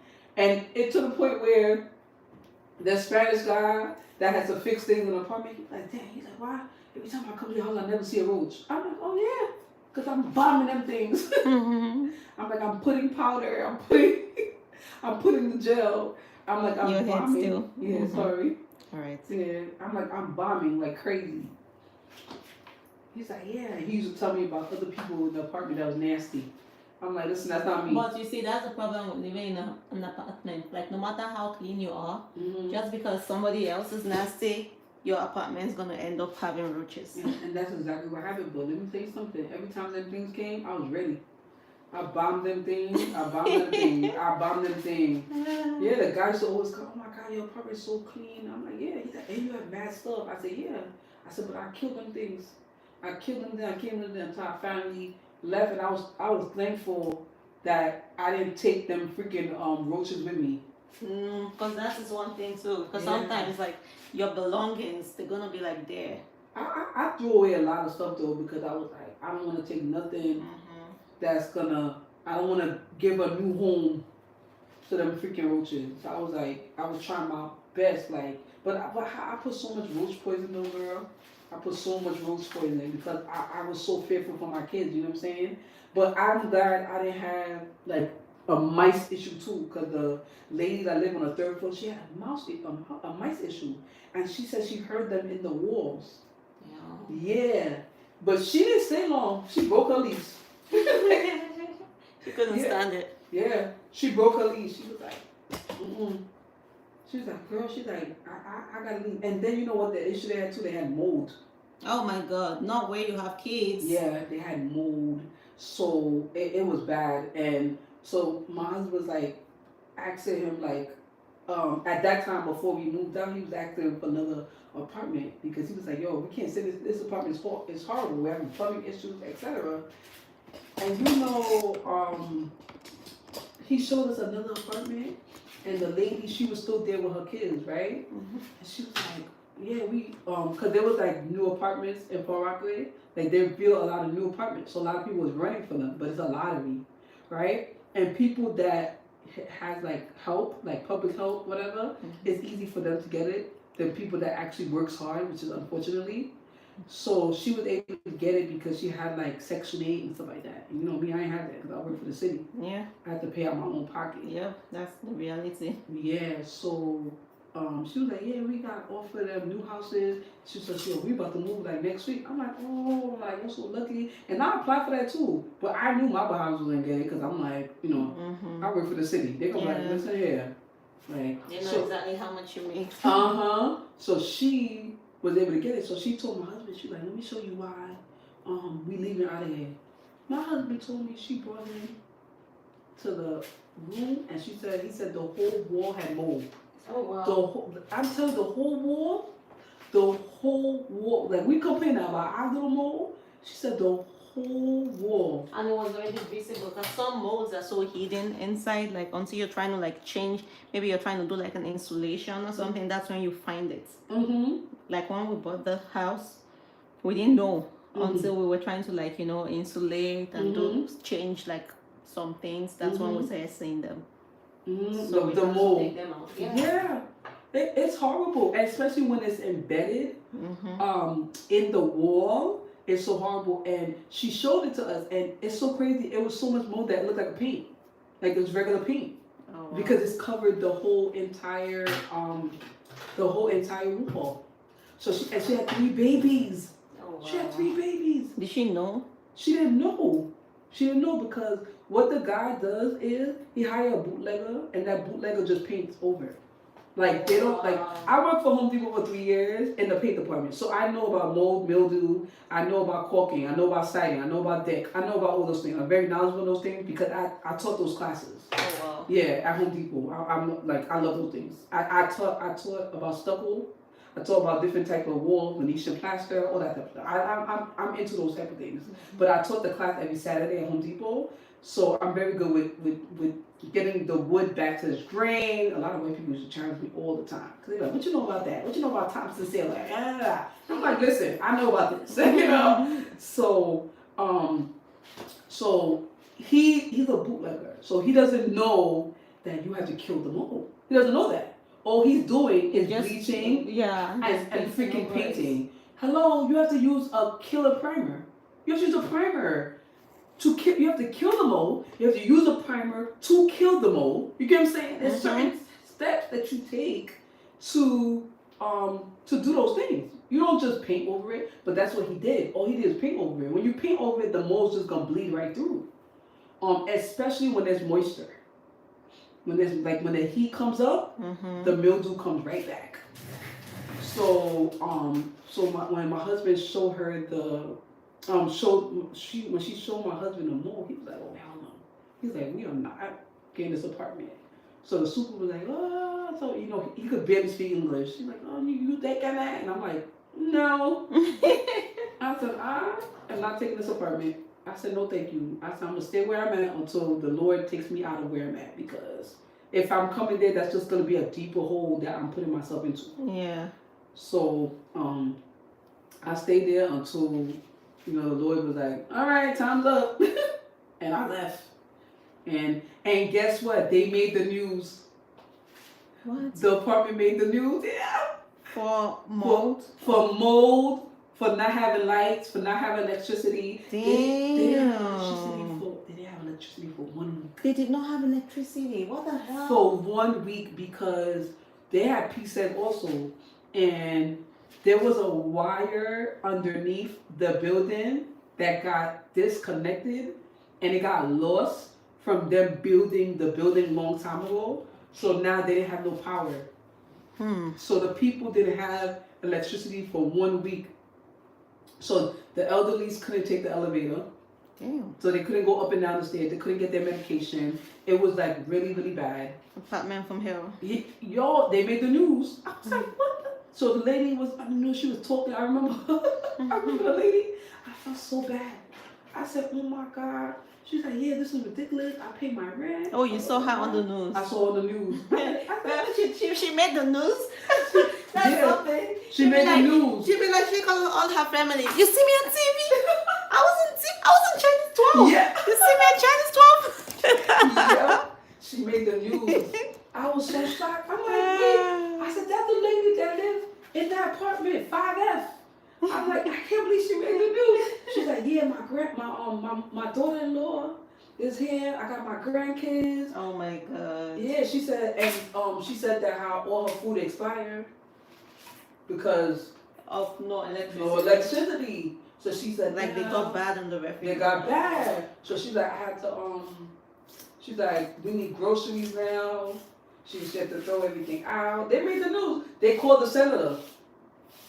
Because they kept asking. Because that's the job of the senator. That's what is he doing? Yeah, because they kept asking the super, like, what's the ETA on the electricity? And he couldn't, now he's not answering calls. And then they called the business management, the Jewish guy. Them Jews, they don't give a crap about you. No, they don't. Yeah, and guess what? He didn't answer. Yeah. He did not answer. He did not answer at all. I told my friend, I said, you good? Because I would have went right down to Coney Island. No, what? You're not answering me? I'm going right to your building headquarters. Because now somebody's going to answer me because now I'm going to raise hell. Because I got to survive. Because you're not living there, so you don't understand what it is to not have electricity. And you just care that your rent is paid. So that's it. But when I saw that he wasn't caring about me and my family, I stopped paying rent. That's your shit. I stopped paying rent because I said, I've been here close to 2 years and I never give you nothing. And you said it out your mouth. He said it. He said, oh my God, these are nice people. Because you know what happened to me? Let me tell you what happened to me. I was taking the kids a bath and I'm taking the kids a bath. I'm minding my business. I'm not thinking nothing of it. And I feel water fall from the ceiling to my back. What? While I'm taking the kids a bath. Okay? And I'm like, what? From like another apartment. But I'm thinking my husband, my husband like to play a lot of games. We play water fight, we do all this type of thing. So I'm thinking it's him playing with me. Because one of us will be taking a shower and he'll get cold water and he'll pour it on us while we're taking a shower. Like you minding your business and he'll take the water. This is a big kid. Yeah, you just gave me an idea. I've been thinking about ways to mess with myself. But that's what happened. Yeah. So when I felt the water, I thought it was him. So I'm like, I call him by his last name because that's how we met each other. So I'm like, Cornish, I'm like, what the heck are you doing? He's like, what are you talking about? So I come to realize it wasn't him. It was the ceiling that was leaking water. So I'm like, what the heck? So I call the super, right? And I'm like, water is leaking from the ceiling. Mind you, I didn't know that the ceiling was leaking. So the ceiling was leaking from before, but I didn't know. What happened was when I came in, my toilet tissue was soaked. But I'm thinking it's the kids. Like probably dropped it or I'm not thinking it was from the ceiling. Because who thinks, yeah. Yeah, so I just changed it, not thinking that it was from the ceiling that was leaking. I didn't look up, I didn't inspect. So now, it's like the evening time, I'm taking the kids a bath, and I feel the water falling down my back. And it's dirty water. And I'm like, what the freak is this? So now I call the super and I'm like, yo, water's leaking from the ceiling. He's like, what? Blah, blah, blah. So he sends the Spanish guy upstairs, the bootlegger. So he comes upstairs. He's like, oh, no problem, mommy. So now he just staples bags, right? Staples bags. As time goes on, now we're like, it's like 11 o'clock at night. I hear the water flushing down and it goes into my living room like a waterfall. What? So I'm like, what the? I'm like, so I tell my husband, I'm like, you don't hear that? I'm like, it's non-stop. It's like the water's like flushing. I guess the people upstairs, I guess they weren't home. Mm-hmm. So now, I guess the man came home to take a shower or whatever. So now the water is like Coming on full. It's coming on full blast. Okay? So now I call the super, he's not answering. So now I go above him. I call the Jewish man. Guess what I did? I'm very good with visual. I sent him the video. I'm like, look at this crap here. I said, I told your super that the ceiling was leaking. He just put a bag and I showed him and stapled it. I said, look at this waterfall. I said, look at this coming to my living room. It's coming to my kitchen. I said, look. He responded back and said, if the super is not there in 1 second, I'm coming there myself. I said, okay, no problem. The super comes and starts banging on the door. Cousins, bosses screamed his head down. He yelled his head down. He started banging on the door and then he's like, oh, what's the problem? I said, oh, what's the problem? I said, you don't freaking see the water? I said, look at the water. He said, oh my gosh. Now he's like, thing. So now he has to Because call. apart from the inconvenience to you, water damage is very serious. Yo. They're going to spend much more money trying to fix it if it should escalate more than that. Yeah. But Like, and a lot of times if it's self-caused like that and like the insurance find out that like they found out and they were just patching instead of like, mm-hmm. taking care of it right away. They're not even going to get any insurance from it. I'm telling. So now he comes down. Now guess what? Now he gotta get the ladder. Now he has to break the wall. So Yeah. Because now you gotta find out where the water coming from. Yeah. But if you had listened to me earlier, and prevented it. and prevented it, and found out what the root of the problem was. Instead, you just patch the left. Yeah. So now look at your behind coming out at 11, 12 o'clock at night. Your stupid stuff coming down. Because now you have to climb on the ladder. Now you gotta cut stuff. So now he had to cut the whole ceiling of the bathroom. Now guess what? The pipe is leaking. Now the pipe is running. Now guess what? Water is falling from upstairs, their apartment, because now they're calling them. And my apartment, and guess what? It's leaking downstairs.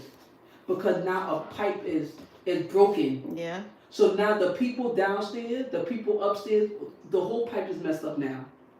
Now it's in the walls. Yeah, but you did that. Because you was like, oh, tomorrow. No problem. This is your tomorrow. So now he's tight because now he has to do extra things. So now they got to turn off the water. So that they have to turn off the water for that whole line, the whole A line. So now none of us have water now. None of us have water at that time. So now, come to find out, they had to replace the whole pipe because it damaged another pipe. You know what the guy did upstairs? He was high, and he left the kids in the tub. Oh wow! Wow! And when he left the kids in the tub, the pipe, it was too much that it flooded. That's what happened. Oh wow! It flooded, so now they had to change the kids. Oh, let me call it back. Someone's watching them. No, well, no, they're good. Mm-hmm. My neighbors. Yeah. Yeah. I do that too. I tell my oldest, keep an eye on your sister, okay? Mm-hmm. He's very good. Yeah. Yeah, he's very good and very mature, thank God, when it comes to his sisters. Yeah. And then, he'll call grandma or grandpa or whatever. Okay, yeah.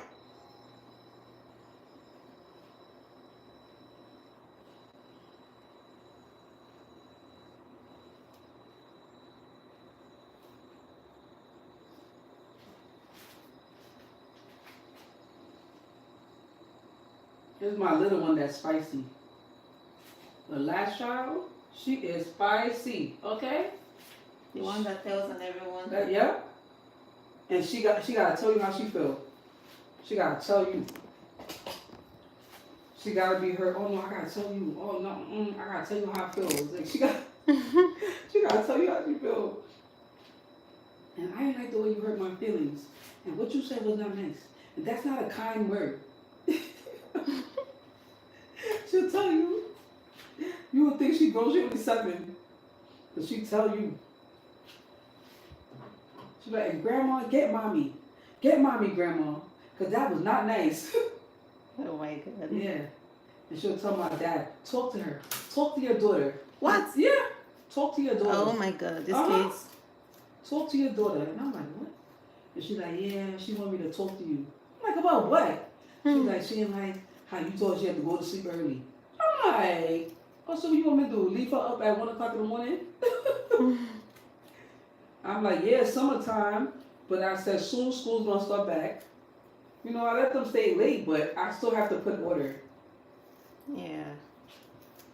That's true. Because these kids, if you leave them, listen, they're going to stay till 4 a.m. What? You know, one day, I sent mine to bed. I was like, oh, you all go to bed. And then I just let them go upstairs in their room. And then, because my room is downstairs, I was so tired. You fell asleep. And then I just fell asleep. That's it. And then my husband was already asleep before me. You know? Yeah. So why did I wake up to pee? You know how you like wake up, you just quickly peep at the at your phone and see the time. Yeah. I was like, it was like a few minutes to 4 or whatever. So I was just go to the toilet. Why did I wake up to pee? And I'm hearing, stop it! Yes. I'm like, did I leave the TV on? Like, no. These kids were awake, playing and fighting in the middle of the night. Oh my, you can't do that. I felt like such a bad mother. You can't do that. Oh my God. Yo. I was like, what kind of mom am I? You go to see because you're so tired. Yeah, to say that. Like, they were awake. What if they've gotten into stuff or whatever while I was sleeping? Like, oh yeah, I grounded them the whole week. Yeah. After that. Ooh. I was like, both of you are grounded for 1 whole week. They went to bed crying.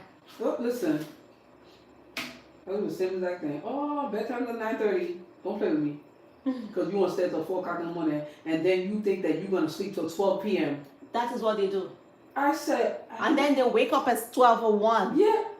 And, oh, can I get pancakes? Yes, Absolutely. and that's the first thing. The first thing they wake up, they're asking for food. That's the first thing they do. Like, oh my God. I said, oh no, it's lunchtime. This you're gonna eat what I put for you to eat. Yeah.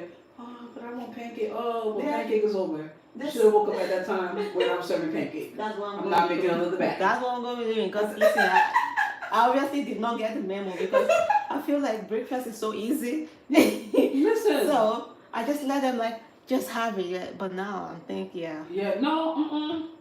My daughter, she loved pancake. Oh, I can't have pancake. And I'm like, and my son loved bacon and eggs and all this type of stuff. He want pancake, bacon, and eggs. Oh wow. Yeah, he want the whole full breakfast. Oh, can you make French toast too? Like what? That's the vacation breakfast. Yeah, I gotta make the whole thing. Okay? Like you be like, at that point I'm gonna be like, honey, we're not on vacation. Listen. So I'm like, oh, you want a breakfast? Oh, you should set your alarm to wake up at the time I was serving breakfast. Oh, you're not gonna make pancake? No, I'm not. I said right now it's possible. What do you want? Like, this is what and we're they doing. hate it. They hate real food. Yeah. Oh, yeah. Yep. Kids, I don't know why. They hate real food. Well, you know, I'm from birth they had Haitian food. I gave them Haitian food from birth. So and as they get older, you know, it's because they, you know, when they go to like grandparents or like other people, you know, they give them like other type of stuff. And I'm not like, even that. It's cool.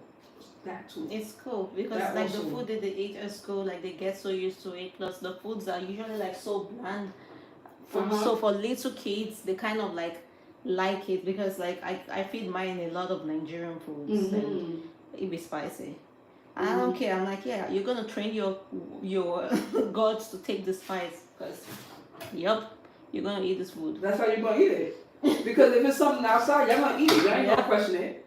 Yep. Yeah, so I give them home cooked Haitian food, and I've been giving it to them from since they were baby. I blended, and Yeah. I gave it to them from birth, so they don't really know outside food. But their freaking godmother, she gave her kids McDonald's. Oh yeah, all that now. And girl, Not me, not me. Yeah, I cook. She gave the kids I'll be in that McDonald's. kitchen. Yeah, she gave the kids McDonald's, and I got Like I understand McDonald's once in a while as a treat. Okay. You all understand? right. Yeah. Yes. Like it's not like it's forbidden because I Yeah. don't want them to feel like they're missing out on anything. Uh-huh. You know what I mean? Yeah, I completely understand. But yo, yeah, that's you, like once a month thing, and so like don't test me. Like, yeah. Like my kids don't just randomly be asking for McDonald's. See, they know. Yeah. They eat rice, beans, spaghetti, beans, like okay, a lot of cabbage, fish, chicken, carrots. Yep. Like, you know what I'm saying? Seasoned stuff. We make homemade season. Okay. Yep. I'm talking about I let that thing marinate. So when you taste that chicken, you know that it's clean from the inside, okay? Yep. I'm talking about vinegar and lemon, clean, Oh, yes. okay? With my seasoning I make on the side. Yep. So I'm looking at I'm like, no. I'm like, so she gives her kids McDonald's because, that's her. I'm not like her. I don't, you know what I'm saying? But to that, she'll ask my son, what you want, fried? And I'm like, yeah, and then when they go over, these kids, when they go over and then they come back, they temporarily forget how it is like at home. They be asking for the same thing. Like, Mom, no, baby, we don't do that here. McDonald's. So now I made them watch a video on McDonald's. Yes, I did. I made them watch a video about how it's processed food and it takes mad long to come out of your system. Yeah. Oh yes, I made them watch. They're like, yeah, that's so nasty. And so I said to them, let's leave this nugget right here, and you're gonna see how it stays the same way. Yeah. I said, this is how it stays in your belly. They're like, oh my God, it still looks the same. I'm like, oh yeah. Yeah. Because tell me why the food won't go bad. Like why? Why will it go bad? Exactly. Because normally it's supposed to have molded stuff by now. Yeah. Why is it still the same? So now they don't question me. They're like, oh no, my mom, she told me I can't have that. Like, yeah. And then my son, as he got older, he want to go to the store now. Like at the school that we went to before. The store, the deli was like right there. So he used to go to the store and get certain things, but I had to ban him from certain things. I'm like, you cannot buy this because that's stupid Taki. I'm like, you better not, because it has red dye in it. It has a dye. Yeah. And then some stuff has MSG. You know what I'm saying? Yeah. And I'm like, I had to stop the whole, that cereal, what is it called? Lucky Charms? Lucky Charms, and the other one, Fruit Loops or whatever it's called. Yeah. I had to stop all of that and put like the Kellogg's in front. Mm-hmm. Like, yeah. You're going to eat this. Yeah, the Cheerio. Yep. You know what I'm saying? I'm like, yeah, so now I told my son, I'm like, listen, I'm not going to no freaking hospital for no diabetes. I've had kids in my school that have diabetes. Yeah, that is so sad. And they're only in 5th grade. That is so sad. And one of them was a 3rd grader, and she learned to do the insulin by herself. Okay? And I'm like, I'm telling my kids, I told my daughter, I'm like, she like Nutella. I'm like, oh no, we about to cut Nutella. Because I'm like, oh yeah, I don't even do that. Yeah, I said, because I can't afford, like, you know what I'm saying? So I said, enjoy your last bottle. I keep all those things out my house. Yeah. Like, yeah, yes. We don't do Oreos. We don't do, like, because. I let them have Oreos. Oh, I stopped because of the sugar. I stopped. Yeah, the sugar is a lot. I limit it though. Yeah. Because that's why I did that first too. That's another thing. Like, I feel like if you stop completely, it's going to make them long for it. Yeah. So when they see it, eventually they have access, they're going to be out of control. That's what I'm talking about. He'll go to a store and buy it. You know and I'm like, what? I'm like, since when? I'm like, we don't buy this in the house. Yeah. Yeah.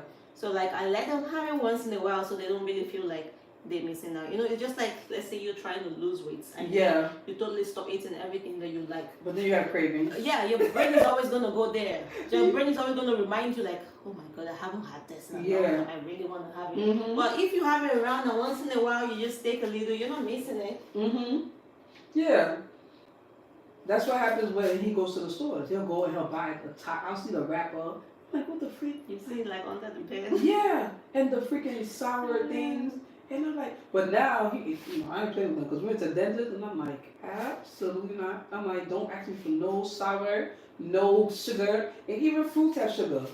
And the rate at which they gain weight, these kids these days, oh my god. Yeah, I felt bad because one of the parents in my school, her daughter had diabetes. Yeah, but she doesn't monitor her. Like she doesn't monitor her. She gives her food, and then but she doesn't monitor her portions, like. And then like we was waiting for insulin for Marital, she never gave her nothing like for her to take, like at the school year. So it's like you coming to me and asking for help, but then you're not following with what the nurse told you to do. So, but she sent them back to their country. She did. The nurse? No, the mother, cause she couldn't handle them. She had 2 kids. She sent them back to the country. She let her mom take them. Wow. Yeah, but her daughter had diabetes. I felt so bad. How did she send the daughter with diabetes back to whatever country? She Like, said, yeah, shouldn't the child be here for For access treatment. to the healthcare? yeah. No, Oh my she sent God. them back. Cause I've seen her. A couple of times in the neighborhood, and she's like, yeah, I sent E-class back, and I'm like, what? I'm like, you sent her back? She's like, yeah, she's with my mother. She's doing better out there. I'm like, okay. I'm like, no, I understand. But she wasn't taking care of them, like, you know what I'm saying? And then like, everybody just busy taking up shifts and shifts. yeah, You just have to work, and they just really can't be real parents. yeah, she worked really hard though. But and the dad, like, they were having issues and stuff like that. So the dad wasn't really around, and he was like, oh, I'm coming over from Manhattan and blah blah blah. So like it's only but so much she could do by herself. But I felt so bad. I remember she cried because her daughter had diabetes. I felt so bad for her. I was like, oh my gosh. I'm like, that's so crazy. But her daughter eats from other people. You know what I'm saying? She's always eating at lunch. She's always eating other. I'm like, where'd you get that from? Who gave you this? I'm like, give it right back to them. Like, you know? Like she has no control. Just Yeah, she had no type of control. So it's like eat. You know what I'm saying? Was she big? Yeah, she was very big. Yeah, the class was very big. She very well. I felt so bad for her. She breathed hard. I felt so bad for her. Yeah, I don't even play all that to my kids, man. Especially my son, like he has a tendency to be big. Mhm. If you let him. Yeah. You gotta. Oh yeah, I watch what he eats, when he eats. Yeah, you gotta limit Make that sure proportion. make sure that he plays outside. Yeah. Make sure that he rides He his does bike, stuff. put him in spots. I don't be playing. Yeah. It has to be a balance. Yeah. You know what I'm saying? You can't Because these kids these days, all they do is like eat and play games. That's like it. Video games. Yeah. That's it. That's it. And guess what? Me and my husband, we cutting that too. Yeah. Because I said Because they gain weight from just sitting and sitting playing. there and Because back in the day, we were outside. all the time. Yeah. So See, like in the summer like this, forget it. We're yeah, I'm outside. out. I'm outside. Yeah. I'm not staying inside the house for Yeah. what? We wake up, we're outside. Yeah. Until my mom tell me when the sun goes down, come You back have to inside. come back. Like they don't even have to say it. We know when to be We back. already know when to come inside. Yeah, we know when it's lunchtime, we're back. Uh-huh. When it's dinner Dinner time, time. we're back. I'm right there because I don't want her pulling my ears and nothing Yeah. or pinching me. Setting up the table and stuff. We know. Mhm. Exactly. Yeah, but they would sit down on that video game or computer the whole day. Yeah, that's And why. just be going in the fridge over and Over over and again. over. That's why I told my husband it has to be a schedule for them. I know summertime, but I said it has to be a schedule for them because all they want to do is be on the phone, be on the phone, be on the phone, be on the phone, be on the iPad. This one is on Fortnite. This one's talking to On somebody. Roblox. On The other one is my on God. Minecraft. Minecraft, and there's another game that I can't stand that they play. It's called Grow Guardian. Really? Grow Just Garden. It's a part of Roblox, and it's called Grow Garden, where you gotta grow gardens and people take. But then it's like every time they have new stuff that come out, and you gotta be live to get it. I'm like, it was driving me crazy. I was like, oh no. I said we're gonna have to put time limit on the time that y'all gonna be on these devices. I said because y'all think this is what we're gonna do all summer and it's not. Because normally they in camp, but because we moved, they're not in camp. Yeah. Yeah. Because normally I put them in the camp at my school. Oh, okay. Yeah. So that I could be able to, work and. But this year I didn't do because I was like, I'm not driving all the way back there. Like for the whole summer. Yeah. Because I would have to be at work at 8 o'clock. Oh, wow. Yeah. And then the camp finished at like 3:30. And then, that's your shower. Yeah. I was like, hell no, I'm not doing that.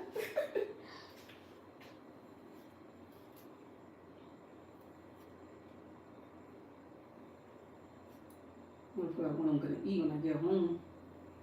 Probably make some salmon. Sounds like fun. I already seasoned it already. Oh wow, good for you. Yeah. Good for you. Yeah. Now that you said it, I'm gonna go see if I have some in the fridge. In the refrigerator. I'll probably just have to marinate it. Overnight. Yeah.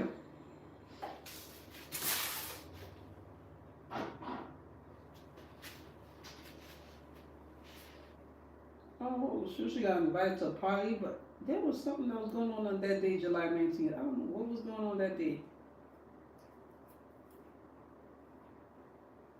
Oh, they having a water fight.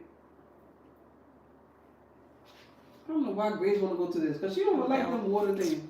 What do you need me do? Oh. No. Oh. Yeah, it's just like a farmer going to work without the tools. I care what you.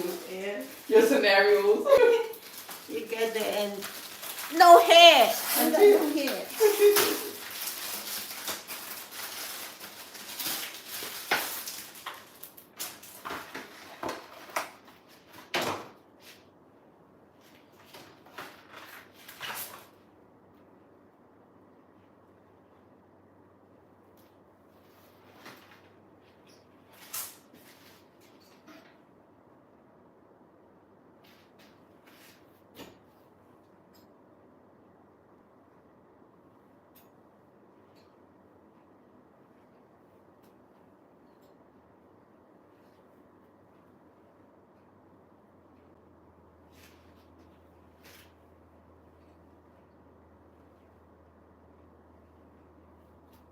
You live in Long Island all the time? Yep. Oh, that's what's up. Yeah. I mean, before Long Island, it was Texas. Texas is nice, right? But you see what's going on with the flood and all that? Oh, yeah. I lived in Houston. It wasn't really like Oh, it wasn't like floods like that? Yeah. Yeah. I went to, where was that? I was in San Antonio, Texas. It was nice when I was over there. So, it's just really sad though, what's happening, especially with those little The girls. camp, right? Oh my God. Yeah, that's Just imagine so... sending your kids off to camp To and then camp for the just summer. thinking about the fear the parents must be going through right now, not knowing. That's the worst, not knowing.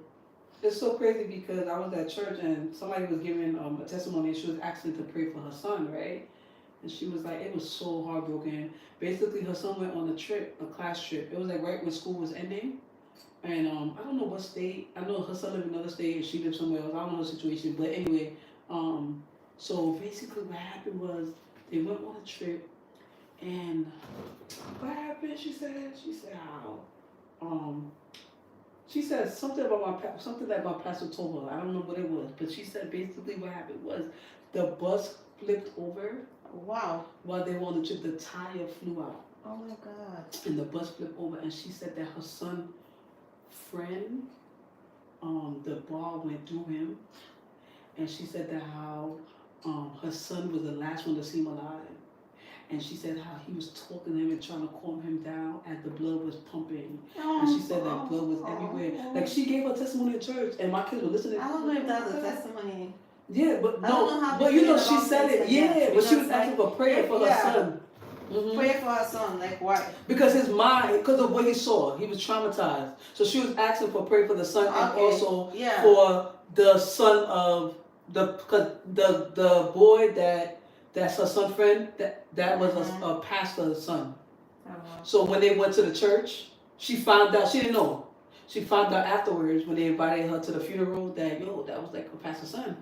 So so the son was explaining to the mom like how it was and how he felt like it wasn't right, like the ride, but he didn't question it. He was just like and she said he did say like a little prayer, like oh my God, like because he said it felt weird, but all of a sudden the bus just like flipped over, so it was like very traumatizing and stuff like that.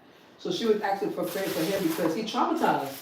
He traumatized her. Yeah. No, I understand if she's asking for prayer. I thought it was like a test, like a no, not like a testimony. I'm just saying, like, yeah. I'm just saying, I'm just saying that she got up to in the church and told us like, please pray for my son, because he's gonna need counseling, because of what he saw and what he experienced, and like he couldn't believe it. Going on a regular class trip.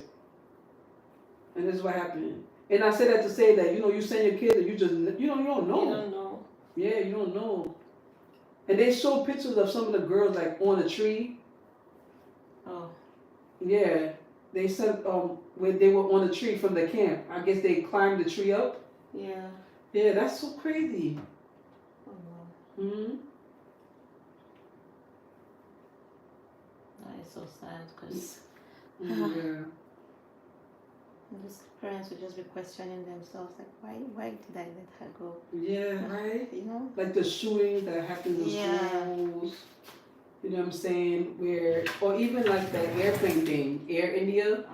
That was crazy too. Oh, yeah. That was crazy too. I'm like, what is going on in this world? I don't know, like so many bad things just happening. Yeah. Back to back. I was like, oh my God. My friend's about to go to Nigeria too. Yeah, she about to go over there. She's going to she's gonna meet this guy that she's been talking to for a while. I'm praying for her. I'm like, ooh, girl. I was gonna say, like, you're gonna travel halfway across the world. Ooh, girl. My pastor prayed for her too, because we like, oh my God. Oh yeah, because she's gonna be on FaceTime like the whole time. You better put it out there on social media where she at. Listen, on location. The guy name is Ade. Okay. All right, and he gave her. She got everything. She has a birth certificate. She got a social. Okay. She got every piece of information about him. She has. Like his mom is a pastor. His dad is a pastor. Mm-hmm. So she has like every information. Like you could, because I'm like, girl, I'm like. But I don't feel comfortable. It's not even about him. I know. It's about that's what he was saying. Like, he's like, she told me that he's very like, he's strict. Like, as far as like where she's going and who she's going with. He has a twin brother also. And she's like, he's the one, the twin brother's the one that's outside. But like, he's the one that's inside. Oh, I see. Yeah. So he's looking at her like, you're not taking her this way. She's not going this way. Like, you know what I'm saying? So she said she got her anointed oil too. She said, I'm not playing. She said, I got my anointed oil in my suitcase. She's like, I'm not playing. But the reason why I'm like skeptical for her going, because I have a family member that's been married to a Nigerian man, right? She I don't know, she brought him, well, he been here, but she married him for him to get his papers. Girl. They've been married for 12 years. You know this dude served her with papers. He what? He served her with papers. After 12 years? After 12 years. What led to that? Like, he wanted kids. No, like what did something happen? I don't know the details. Because 12 years, like if it was just for the papers, it should have been sooner.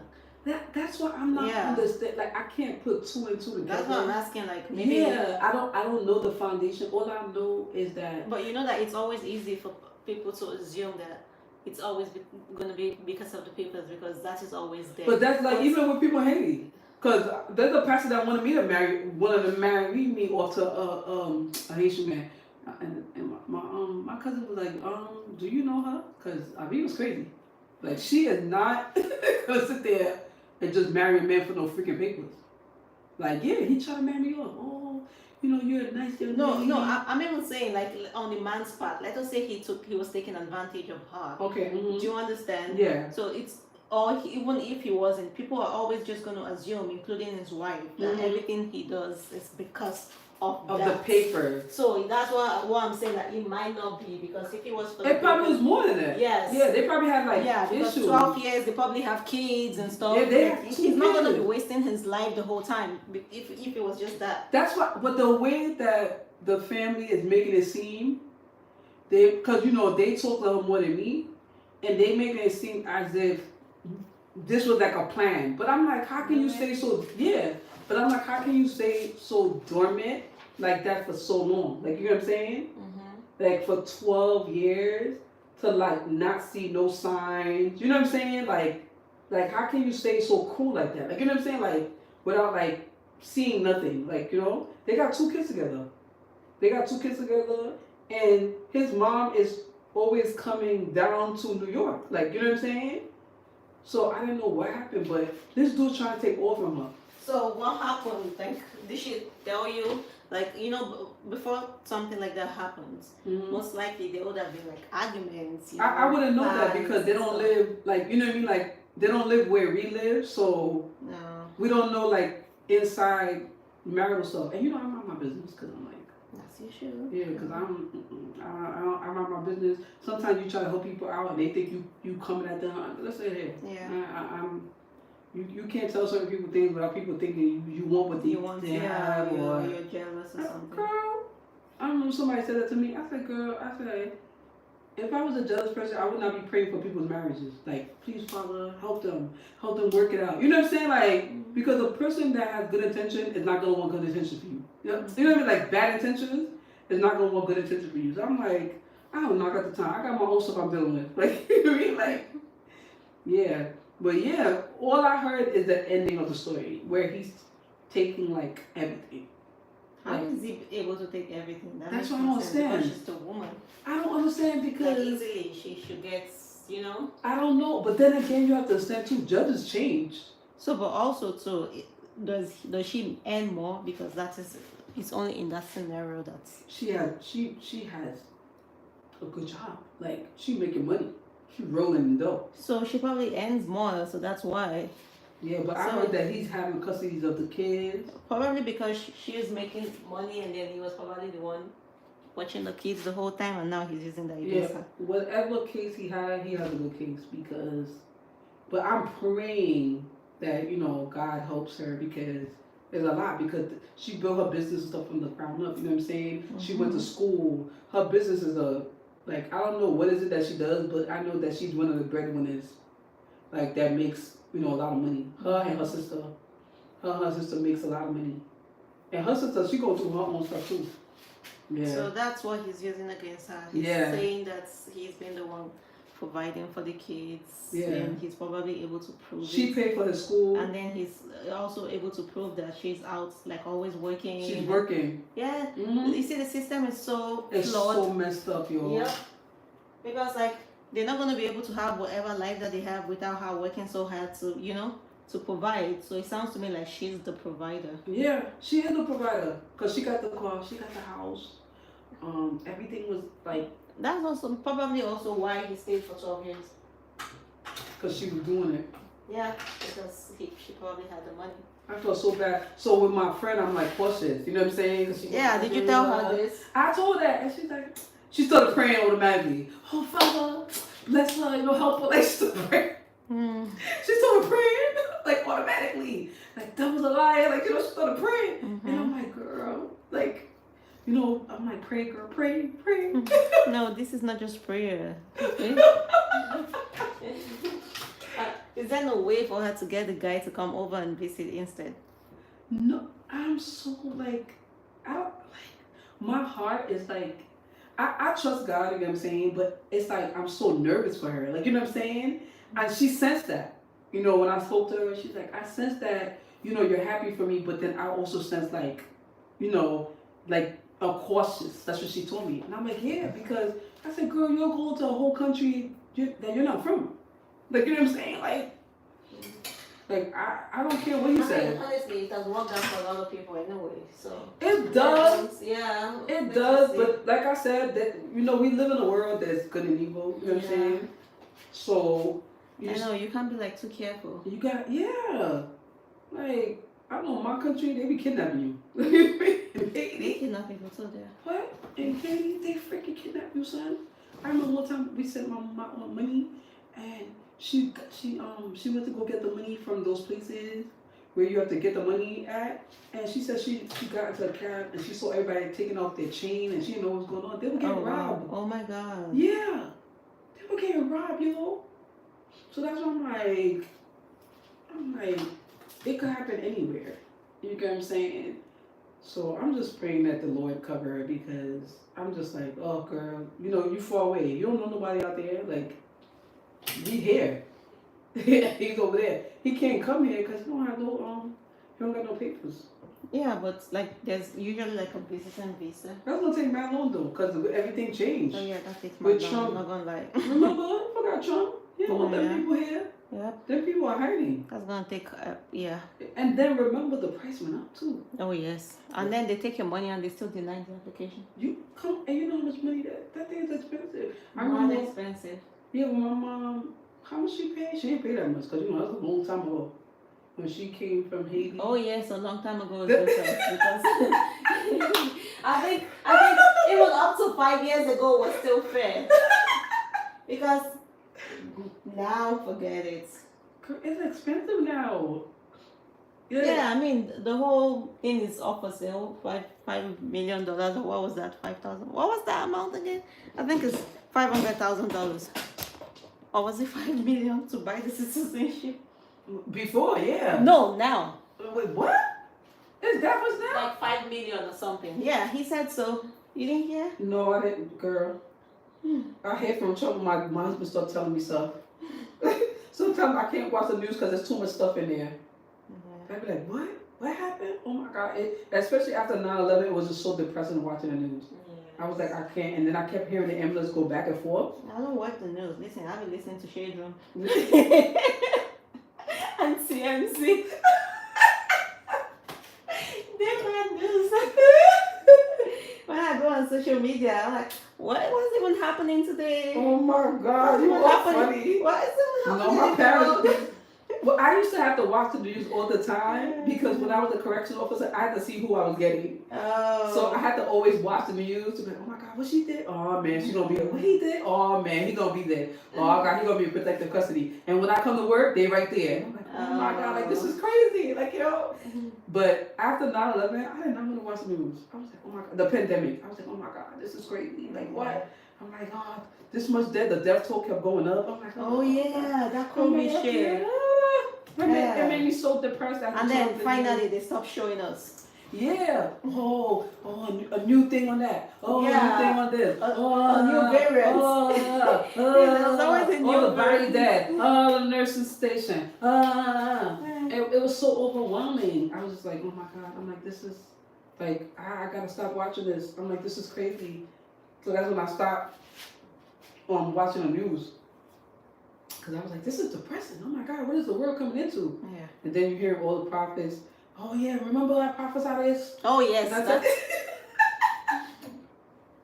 And it was a prophet, and it was a lady, and she was on YouTube, and now all her video now trending, and the year that she said it, because she was like, oh, it was gonna be a great, something big was gonna happen in America. And she said she saw a big thing, and she said all she heard was siren going back and forth, and now her video's trending. And I'm like, oh my God, I'm like, this is crazy. Now everybody's talking about it, and I'm like, oh God, like, you know what I'm saying? Some people even said Trump was the Antichrist. Yes, I heard that many times. Yep. It was just so much stuff. So because it was the world was coming to an end, and you see all these things happening, and everybody buying. Remember, they bought everything in the store. Yeah. Remember, there was no water, no wipes, no tissue, no Lysol. Oh my God! It was the tissue that hurt me real bad. Cause what? Oh my gosh, there's no Lysol, man. Not everybody buying Lysol. Then they price gouge. Remember? Yeah. Oh now, my God! And people were hoarding things. Like you don't even need it, but you now you're buying 10. That's when they now started saying, okay, no more than 2 per person. Yeah. Now, yeah. Even the Jewish people, they hoard. Okay. Oh yes, because when I used to do Instacart, like I used to do Instacart on the side for money, girl. When I used to deliver to them, their garage stacked full of water. damn. They had water to the point it was coming out. That's how much water they had. I'm wondering why they buy a big buggy thing of water. Girl, they stack it up in their garage. They stack up the water. I'm like, it's like they preparing for whatever. Yeah. The freaking them Jewish people. Oh yeah, and they be having information. Mm-hmm. Yeah, they know when shit is about to go down. And they're big scammers too though. They scam. No, they scam the system. The welfare system. That's why they have money. They scammed the That's welfare why system. yeah. They were on the news. Yeah. I remember seeing them on the news in Brooklyn. They scammed the welfare system. Okay, I was like, oh, I said, this is why they always do Instacart, because then you take EBT card. And then we out here can't forget. We working hard and we can't forget. Can't get shit. They deny us right away. Yeah. And then they still come on and say that black people are the most dependent on the welfare. Yeah, whatever. That's the truth though. Yeah, that's what they always say. And I'm like, but y'all big scammers. Always order. And I was wondering how they always order Instacart. I'm like, damn, y'all, how they always order Instacart? So I'm like, they got mad money. Like, oh shoot. They got mad money for real though. They do. They don't just spend it. Like Yeah. they know how to just keep getting and not spending. And they buy from their own people. Oh, the patronize. They don't play. They buy from They their own employ their own people. They, you know. even a neighborhood. Yeah. You know, you can't buy. You can buy houses from the neighborhood. They like what? Like, oh no. Oh, we already have somebody in synagogue that's about to take the house. And I'm like, what? Like, oh yeah. And let me tell you something. You know why they gravitated to me? Because my name is a Jewish name. Oh my God. Aviva. So when I used to deliver the Instacart, they're like, do you know what your name means? And I was like, they're like, who's Jewish? I'm like, my dad. Because listen, you gotta get in there. Yeah. They're like, who's Jewish? They're like, oh my God, you have such a beautiful name. And they're like, oh, do you know what I mean? I said, yeah, it's in the Bible. Aviv. Aviv is the boy version. Aviva is the girl version. Really? They're like, oh my God, who told you that? I said, my dad. He named me. And they're like, oh my God. Is that true? Yeah, my dad named me. But he's, No. he's not Jewish. Yeah, that's the part I was asking. You know, he got my name from the Bible. Oh. He saw Aviv, but he put the A to make it Aviva. He was Oh, gonna call beautiful. Me, yeah, he was going to call me Avila, but he made it Aviva. Mm. Yeah, so every time I see them Jewish people, they always just get, do you know your name? Do you know what it means? And I'm like, yeah, no. Mm-hmm. Yeah. Like, who's Jewish? I'm like, nobody. Or my dad. They're like, really? Then they'll be so nice. Oh, they'll write nice reviews. Oh, she could come anytime. Oh. But I admire that about them. They really support their own. Because if every other community were to do that, everyone would try. Yeah. That's the truth. Like, Yeah, that's true, right? Yeah, Instead of tearing each other we be out down. here competing. Yeah. And that's how it is right now with black people. They don't support each other. Yeah. You get what I'm saying? Everybody's in competition. Yeah. Like, that's why I be telling my friends, she's a hairstylist, and then I know other people that's a hairstylist, and they be hating on each other. I'm like, come on, I'm like, y'all could do a lot if y'all, work together. You know what I'm saying? Yeah. Like, she braids very well, so a lot of African people, they love her. They love my friend because she could braid, okay? To the point that she have a friend named Fatima. Fatima be like, come to the shop. I got clients for you. Because my friend could braid. And she does it well. And Fatima her braid is exceptional. Like, you know what I'm saying? Mm-hmm. She teaches other people too. But when she see my friend, she's like, oh, she's like, girl, like, she's like, come here. She's in Notion. She's like, come. She's like, I got you. So, she always want my friend to come when my friend does hair and stuff like that. But my friend, she knows that she can't do something. She's a nice person. She'll send them to somebody else. Like, oh, go to this person. Like, she'll send people to Fatima. Mm-hmm. Fatima will send people to her. No. Yeah, because they look fine for each other. Yeah. So she's like, oh, go to this person. Tell her I sent you. She's awesome. Blah blah blah. But I love that because you're not supporting people.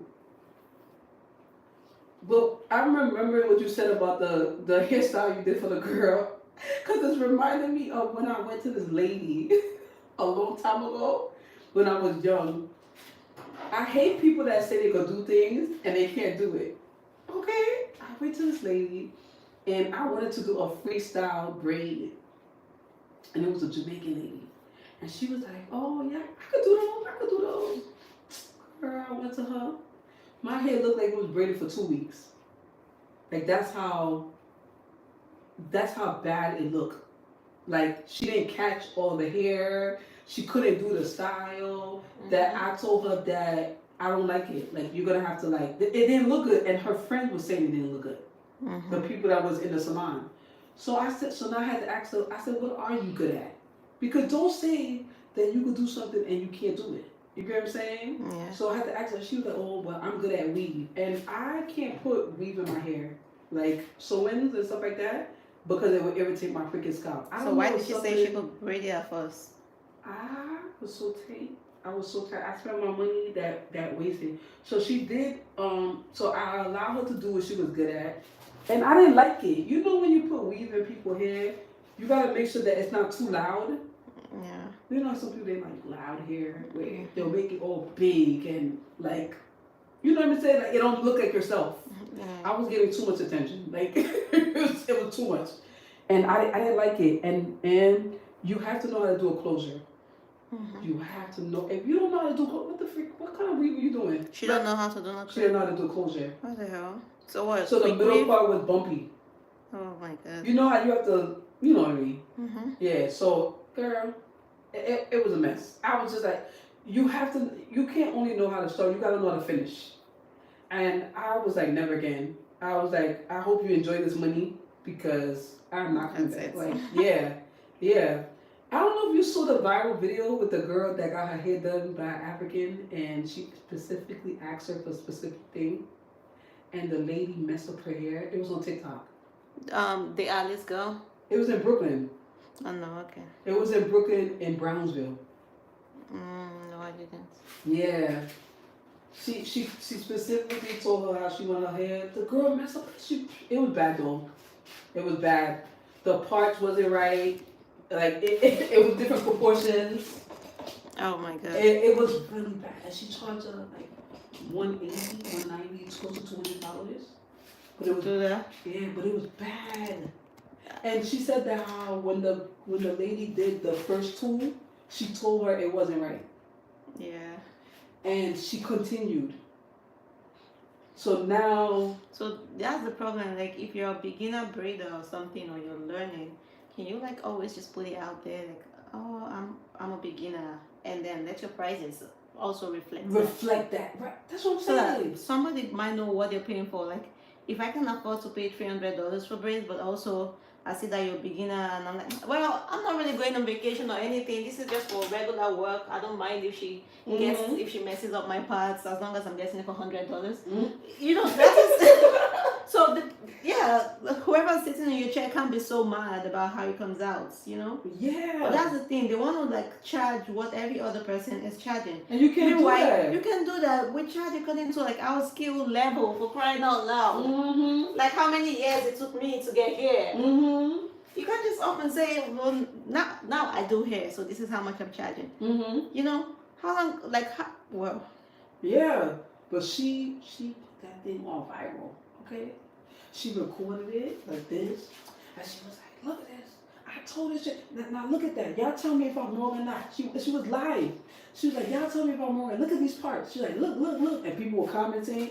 It went to the news, yo. It went big, son. Like, it went big. I'm like, dang. Yeah, that person will never ever thrive in doing hair. Yeah, I said she messed up that person's business. Like, she really, like, she messed up her own business. Yeah, that's true. Yeah. Yeah. That's how you out here charging regular prices for amateur work. And she said, and she specifically told the lady, this is not what I asked for. You told me you could do triangle parts. Does this look like triangle parts? It she couldn't do triangle parts. Yeah, it wasn't. It was circle. Oh wow. It was circle, but it was different circles. So it was small, big, thing like. Like the random parts you used to do back in the day. It was that. I was like, oh, I'll be so tight if I work on my hard work and money that I'm giving you just to get my hair looking like crazy. You know what I'm saying? Like, I would come for that money. Yeah. Like, I would cry. Like, dang, yo. Like, but she made her go viral. She made her go viral. For the wrong thing. She made her go and she told notorious. She told the lady to take the hair out. Like, she was like, because I already put my deposit, so she was like, can you please take the hair out? And the lady refused. The lady told her to get out my chair. Oh, that's what happened. That's why she put it on viral, because she's like, get out my chair. Like, she felt disrespected. And she's like, but ma'am, I spoke to you nice, and I told you this is not what I asked for. You told me that you could do triangular parts, and this is not triangular parts. She said, I don't know what you're doing here. This is not what I asked you for. So girl, it went left. It went left, but, and that's why I like people who's honest. If you can't do it, tell me you can't do it. Don't have me come here and then you got my hair looking crazy. Yeah, because for real, not everyone can do triangle parts. Yeah, like my friend, she's the only one I know that could do stitch. Let me show you. That could do stitch braid. Okay. She. What do you mean seeing my chair? Telling me your friend's the only one you know? Let me the one I know, but I didn't see your stitch braid. No, what? Right now on my Instagram. I didn't see. You're gonna say that one more time again. What are you talking about? Look at her. Come on, son. No, that's fine. That's Look late. at her That's late. Look at her stitch braid. Mm-hmm. But girl, it took her a while to get where she's at. You know what I'm saying? Mm-hmm. But because I've seen people that do stitch braid, I'm like, like look at this. Like she is on point when she comes to her stuff. So like her stitch braid. So you know, certain people you go to for certain things. Mm-hmm. Yeah. So she freestyles. She does like different things. She does locks and all this type of stuff. But she's known for her stitch braid. Cause there was a person that I went to and she's like, oh, she could do stitch braids. Oh my gosh. Girl, I was like, it's alright. Just give me regular regular cornrows because this is it's not working out. It did not look like stitch braid. That it wasn't clean. Like the parts. Yeah. Like you gotta make sure them parts are on point. So one thing about stitch braids is that first of all you have to know how to stitch. Second of all you know how to learn how to do designs. Yeah. Two different things. Mm-hmm. She did my brother's hair too. See? Nice. Mm-hmm. Yeah, but some people, I'm like, don't say that you could do something and then you get mad. I be watching hair posts where they be like, oh, my client was upset. And I'm like, I would be upset too. Because you charged me $200. This is what my hair look like. Like, you know what I'm saying? Like, and they act like the clients don't have no right to be upset. Mm-mm. But if I wanted a certain style and then you gave me opposite from what I asked, you know what I'm saying? Mm-hmm. At least give me more than what I asked. Don't give me less than what I asked. Like, you know what I'm saying? Mm-hmm. So I was just like, so people come like, yo, honestly, I'll be upset too because I pay you $200 and you said you're gonna master it and oh, you're the best, and then it's like, girl, where my money went? Like, you know what I'm saying? People work hard for their money, man. In this economy, especially, It's hard. it's so hard. And I know with the hairstylists, they're slow season. Like my best friend, you know, sometimes it's slow season. Yeah. But people are not getting their hair done, you know what I'm saying? Mm-hmm. Or people got bills to pay. Or, you know, life happens, you know what I'm saying? Yeah. We're a regular client, but then there'll be a time where it be booming. Yeah. And she's like, oh girl, I got this, I got 5 years to do, I'm all over the place, can you come? Can you help me? Can you wash? Can you do, you know what I'm saying? Mm-hmm. I'll be right there, alright. Can you put on the dryer? Can you do this? Can you do that? I'm like, okay, I got you. Yeah. Yeah, it's not easy. And then, you know, you're standing up for long hours and then, you know, you're back, you know. It takes a lot. I know I met a lot of Dominican ladies that do hair. And she's like, mommy, my back, you know, like my back. And I'm like, oh, I feel for you. She has, how many salons she has now? Now she has 3 salons. Oh. But I remember when she started with 1. Oh. Yeah. But and then I didn't see her for Marital. That was like a long time ago when I was doing Florida. Now I don't do crap, you know what I'm saying? Mm-hmm. But that was a long time ago. Until one lady damaged my hair. I was like, never again. So I cut my hair. Yeah, she damaged my hair. They put no heat protector or nothing. Oh, girl. Yeah, and they make you mad hot. My hair was so damaged. Down to your scalp. Yeah. Listen, the last time I got a glue at the Dominican, they said my hair was smelling like barbecue Yes. chicken for 2 weeks. Fried. My For 2 pillowcase weeks. smelled like what it. the hell? I'll take my baths. I'll wake up, my hair still smells. What the? Like the heat. Yeah, like you wash your hair, put all the curlers, all the conditioners, your hair's still straight as hell. Where's my curlers? Yo, that's why I'm like, oh no. So I haven't seen her for a minute. And I'm like, what? So a lady did my hair and I was like, never. So I cut my hair short. She said, mommy, you cut your hair? I said, yeah. I said, because your friend fried my hair. Mm. Because she doesn't put the heat, like, you know, in your hair, Yeah. like, for it to, like, you know, damage your hair. Because you know I like to do my little twist out when I'm in the mood. You know what I'm saying? Yeah. So I'm like, girl, I'm like, my hair. So she's like, oh, mommy, yeah. And my hair died. It died because she freaking mad. I had to cut mine all over. Yeah, that's what I did. Yeah, I lost my curls. Yep, I cut my hair because of that. And now that's what my hair's grown. I'm like, woo, yeah. Because I cut my hair short, like short. Yeah, me too. Yeah. Like, it was like, you know, Boy hair. You know the cuts where you have to put the foam thing to make it. That was me. That was me. I look like my brother. Yeah.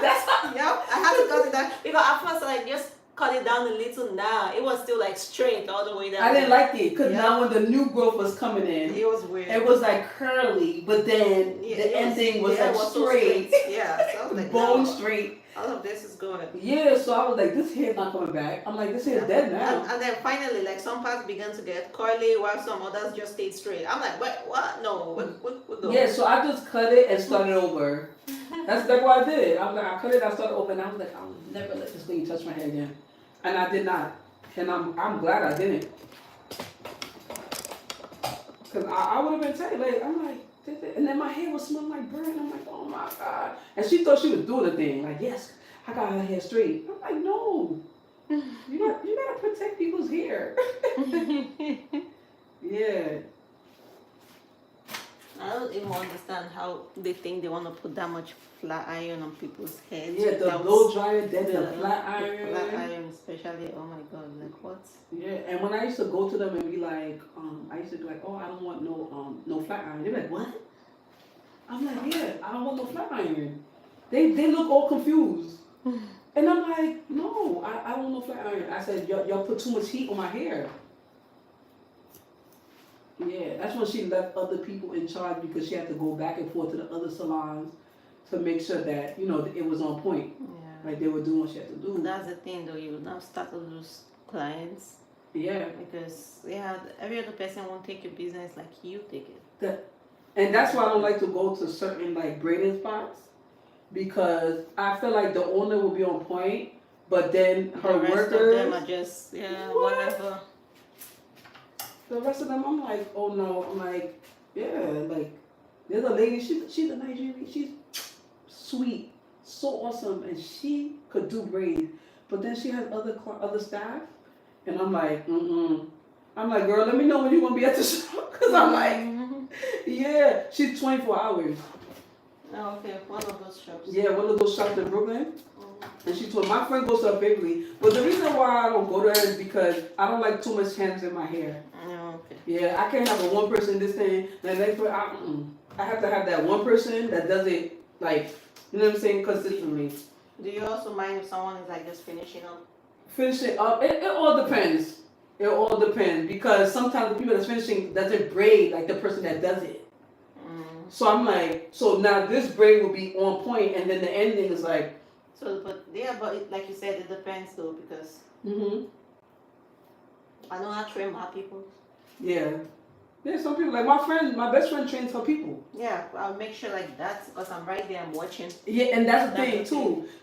My best friend watches. Yeah, so if she sees right something there, I am watching. Now you're gonna take it down, you're gonna do it again. Exactly. My best friend does that, and she's like, oh girl, she'll tell them. She won't embarrass them, but she's like, take that on. Yeah, I'll say in such a way that the client will even know what's going on. But I don't want the client uncomfortable or anything. I'm not gonna be like,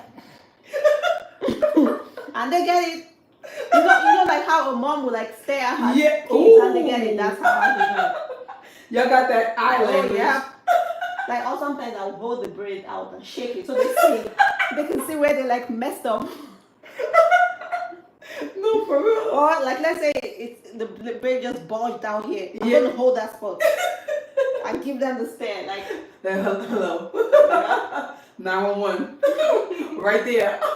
Because my best friend. What happens with this, like with the young girls, is that they're not patient. So yes, it's not for a lack of skill or talent. Sometimes they do it. They see that mistake, but they're like, it's just one braid. Don't do that. No. So I make them do it again. Yeah, because it's, you know Yeah. It's not hard to train people. No. It's just that you gotta make sure they carry that excellence. You know what I'm saying? Like my best friend. Because at the end of the day, when you leave the chair, nobody's thinking about that person who finished up the end. You're That's thinking what I'm about saying. me. Yeah. You're like, your name. yes. You're like, oh, I went to Mimi And let me tell you that's what not happened. Yeah. They quick to throw your name out there, girl. Yeah, It's like, let me tell you. Yeah, half the Mimi time- was busy. half the time you don't even know the assistant's name or whatever. It's Mimi. Exactly. Yeah, so I'm not gonna be out here saying, yeah, like I want the service to be quick, yes. Mhm. But at the same time, I tell them all the time, you mess up, you fix it. Otherwise, if you don't fix it and I see it, by the time we're done, there's trouble. Yeah, exactly. I can't, and I should be able to trust you. You know Yeah. what I'm saying, with my clients. Yeah, You know what I'm and the saying? thing is that when we're done, I still look at it. Like I go and I look at You every check. single row. Yeah. And you're still gonna fix it. So why even leave it in the first place? Knowing fully well that like Mimi's still gonna come back and look at this shit. Exactly. I'm gonna expect. Yeah. And you just thought that you was just gonna get away with it. Like, girl, no. Like, my best friend does the same thing. She be like, she'll just give the look, or she be like, girl. She be like, what's up? You know what I mean? Like, she like, what's going on here? Girl, this is not what I told you to do. From under, try under. Yeah. Do it Like under. do it like Do it sometimes. under. Yeah, sometimes I will then act like I just want to film. I'll now be like, you know what? Hold the phone. Yeah. Let me do this. And watch. Yeah. So- when she had a mentor. But that way the client doesn't know. The client thinks I'm just filming. But listen, I'm showing her what to do. Yeah, exactly. And don't make it obvious. Don't make it obvious that you're teaching them, because Yes, people don't like people that. don't like that. Even at the hospital, when you have like the little medical school doctors or whatever, Girl, the med students. I don't even want to start with that story because I had to put one of them in her place because she had the nerve to try to experiment on me when she trying to put an IV in. What? I said, Miss, I said, call the doctor. I said, call the doctor now. Because first of all, I'm light skinned. Second of all, if you stick me, it's going to bruise. So I'm like, so she is trying to go back in with the same needle. I said, ma'am, I said, call the doctor right now. I told her, I said, call the doctor. The doctor came in. I said, she is trying to stick me with the same needle that she stuck me with. And he's like, you're supposed to change it. Duh. If you can't find the blood, you're supposed to change it. You're not supposed to continue picking her with the same needle. Oh, he did it in 2 seconds. Oh yeah. Cause I said, don't examine I'm on not me. doing that. Yeah, I said don't examine on me. I said because them bruises be there for mad long. That's me. That's my skin too. Yeah, so I told her, I said, call the doctor right away. I said, I don't want to be rude to you. I said, call the doctor. She called the doctor. He did put it in. I'm like, what the freak? And this lady trying to squirm. Yeah, and then it's gonna be like it's your problem. Like it's like your body is a problem. Like, Exactly. like they can't find the vein or something. Like Yeah, I'm always. lighting. My brains are literally always popping out. They can never find the vein. Yeah. Oh, do you drink water? Like Man, what? I drink water. I Like, drink water. my veins are like literally just everywhere all the time. And she's like, Yeah. and then she take the rubber band thing, and then and she's like, make a fist. Yeah. Make a fist. The moment they ask me to make a film, I'm like, yeah, this is a new thing. I'm like, call the doctor. I'm like, don't waste your time. Like, we're not doing this today. Because I'm like, I want to do what I got to do and leave. I'm like, no. Yeah, every time I hated getting IVs.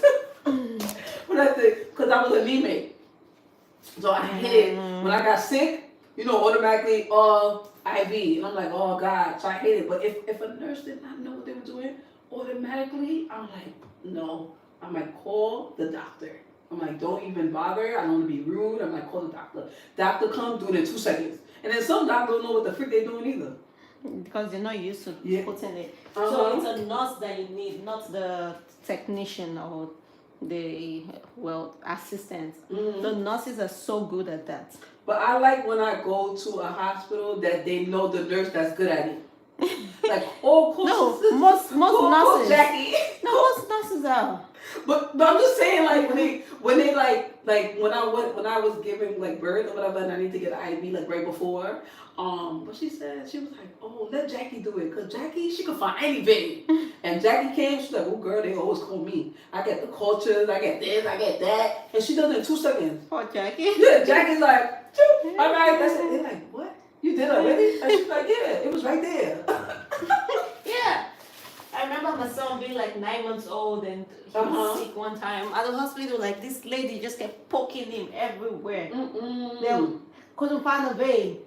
My son was crying and crying. Oh my god. I stopped them right there. I'm like, I had to do blood with my son. Yeah, to the point that they had to like go under his feet. Yeah, because yeah, the ones that don't know what they're doing, they're so quick to stick you here. Oh yes. Here, yeah, the one that don't know. Because this vein, remember? This one will pop out. And it is so painful. It hurts. It hurts like hell. And when it swells up, when it swells up, I'm like it's rubbing. For days. Yeah. And I'm like, no. I'm like, call somebody else. Like, you, because I said right here, I don't want you sticking here. Because this right here, and then you got to be careful when you move it. You know what I'm saying? When you got to use the bathroom and stuff like that. I'm like, no. I'm like, what y'all doing? Like, heck no.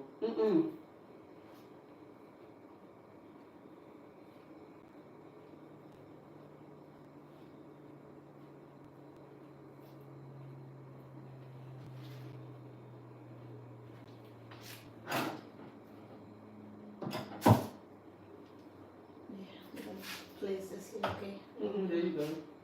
What is that? I've never seen that before. Natural holding, shining, sun conditioning. It smells good too. Yeah. Because people always use that other thing.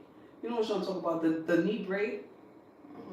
That green bottle thing? Yeah, I have it too. Oh, yeah, I see. Yeah. I have different ones. I'm glad they don't use that other thing no more. The jam? What is it They called? started the jam. Yeah, because that thing, it makes my head dirty quick. It got that smell. Shit. Yeah. Your hair will like just get freezes in the next 3 days. Yo, and they used to use a lot of that thing too. Yeah, they were selling the name. Yeah. So we didn't know, like braiders did not know. No, like, they just, y'all just go with the wave. Like this is what's so weird. This is what's up. Yeah, but now they use that other thing. Everyone's using that knee braid because I see people buy tubs of it now. Yeah, because it is more affordable. And it's for natural hair too, right? Yeah, it's not cheap. It's like $20 or something. For it is expensive for that. Yeah, I use it for my daughter. Yeah. When I do her hair. It's not so, but it's was more affordable than the other one. What is it called? Oh, what's the name? That one is like almost $30. Oh, free. Yeah, that one holds like crazy, but knit braid is the closest. Oh, so that's why they just settle for something that's like not too expensive, but it actually does the job too. Yeah. So but one thing though is that braiders cannot be too dependent on the gel. You have that different type of things, You right? need to actually just know how to grip. Oh, see? So that's the most important thing. Like I could use any. Because you know how to braid. I know how to grip. I know how to, yeah. So yeah, because sometimes they use the product to get the texture that they want. Yeah. But I've seen people pick up anything. Yeah. They're like, yeah, and they do it.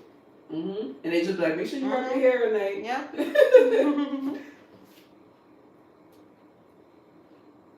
Back in the day, I used to braid with just shea butter. Ooh, I got shea butter too, because I be using that for my kids' hair. Yeah. My husband went to Ghana. He got me some. Yes, those are the best. He got me a big. The ones you get from Africa, not those ones out here. No, he got me a big thing. I used it for my skin, and I used it for the girls' hair to make a moisturizer thing for them.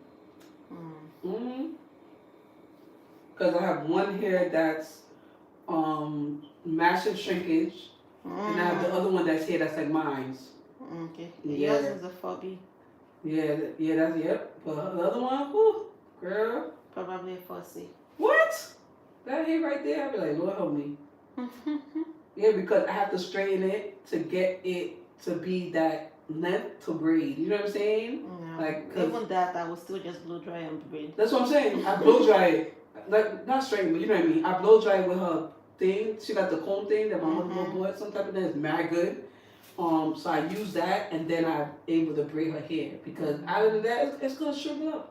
And she like, "Damn, I got that much hair." I'm like, "Yeah, you do. Your hair's shrinkage." Yeah. But my mom is so funny. She said, "Oh, she didn't get that from my side of the family." I'm like, "Shut up, mom." My mom is so funny. She's like, she's like, "My side of the family don't have that hair." What kind of hair does your mom have though? My mom has nice hair. She has nice hair, yeah. She had her hair down to her back. Somebody was jealous of her when she came to America and they cut her hair. Oh wow. She had that, so her hair was down. How did they cut the hair? She went to the salon. Oh wow. Yeah. I've heard that thing. So it's true. It is. Like people get jealous and at the salon and they do that. Yep. And she said the person she would trim her hair. She said, "Girl," she said the person she trimmed her hair so bad that it went all the way up here, and then she said her hair never grew back to her butt length again. Yeah. Yep. She told me, and then she told me, and there was a lady in my old church that restored her hair. Yeah, but it still was not the original length. But that lady took care of her hair very well. Like her hair was long, but it wasn't like her butt length, like when she came from Haiti. Like, yeah, she showed me pictures and everything. I'm like, "Oh my God, man, that's so crazy." She's like, "Yeah, the person was jealous of me." I'm like, "Oh, I can see." Because you have booty hair. Your dad is also from Haiti? No, my dad is Puerto Rican. Yeah, because I was going to say, you don't look Haitian. No, everybody always say that. Yeah, you don't. So Every time I meet people, but I love it because when I hear people talking in Creole and having attitude, I'm like, and you understand? Like that? I respond. Damn, yes. I'm like, they be like, I'm like, "Oh, yeah." I love it. I hear them having old conversation. They be talking about me. "Oh, look at her complexion." I be hearing them. I be like, "Ooh, that's my opportunity right there." I let them talk, and then I respond afterwards. And they're like, "Oh my gosh, you heard me the whole time?" I'm like, "Yeah." I said, "But it's all right. It's cool." No, we're not cool. I'm like, I remember my cousin, but that's what she get though. She was on a bus with my other cousin. They told her the story, I was cracking up. So she said she was in a bus. I don't know what provoked her to say that, but she said in Creole, she was like, "Look at that baby. That baby's so ugly." Oh right? God. The lady Something said, about the baby? yes. The lady responded in English. She said, "You ugly. Have you looked in the mirror?" My cousin said that was the last time she ever said anything in Creole again. I said, "Oh." I said, "You never know who people." You don't do that. Like I used to have this girl that used to come work with me, and then she thought it was cool to just speak like our Nigerian local language over the client's head. Yeah, it's one of the reasons why I had to like let her go because she wasn't taking no corrections. Like I would say, "Don't do that," and then she was still gonna do that. "Oh, sorry." Like what? You gotta like, be professional. I was like, it's not even about the client understanding or not understanding. It's about making the clients uncomfortable, not knowing what you're saying. Yeah, like them Chinese people. Yeah, doing your freaking nails. You know, not like knowing what they're saying. Yeah, yeah, the whole time. No, I'm like, if the conversation cannot include the client, like if it's not something that the client can chip in, if she feels like it, don't say it. Then we're not having that conversation. Yeah, like even if I know someone speak the same language as me, I speak in English. I could easily speak. Like if it's just me and you and I'm talking to you, that's a different story. But if there is a third party, it's just courtesy. Yeah, I'm not doing that. Yeah. And if I do end up speaking my language with you, I interpret it in English. I'm like, "Oh, she wants to know blah blah blah blah blah." Like, you know what I'm saying? So to not make the person feel uncomfortable. You know what I'm saying? And then if they get in a conversation and I'm like, "Oh, she said blah blah blah blah." You know what I'm saying? Yeah, and I do that too because that is what I used to do at first, like when she spoke. I would then I felt obligated to interpret. To say in English just so the client know that, "Oh, this is not about you, we're just talking." You know, we're just talking generally because I never speak about my clients, you know. So, and then I'll tell her, then I'll say in the language to her, like, "Speak English." You know? Yeah. And then after you have to tell someone the same thing over and over and over again, listen.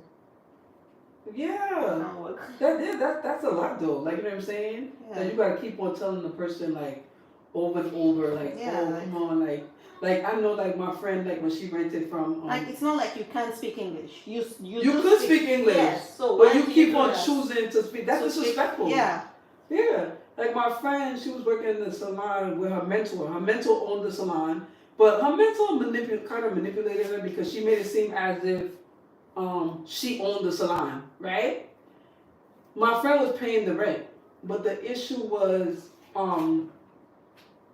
it's like they made it seem like she owned the salon, but like whatever they want, like they could have their way in and out.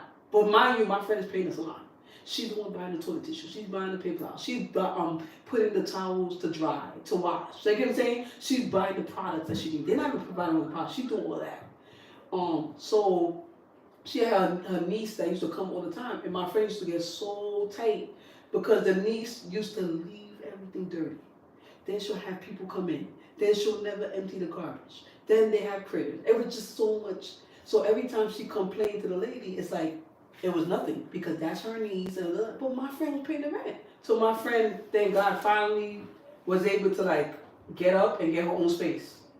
But like, you know what I'm saying? Like she went through it, and every time she told the mentor about that, it's like it went in one ear and out the other. Like, you know what I'm saying? Yeah, like they don't listen. Like they didn't listen. So she was like, and then they even broke her ring light. Oh wow. Her ring light that she's been mad before.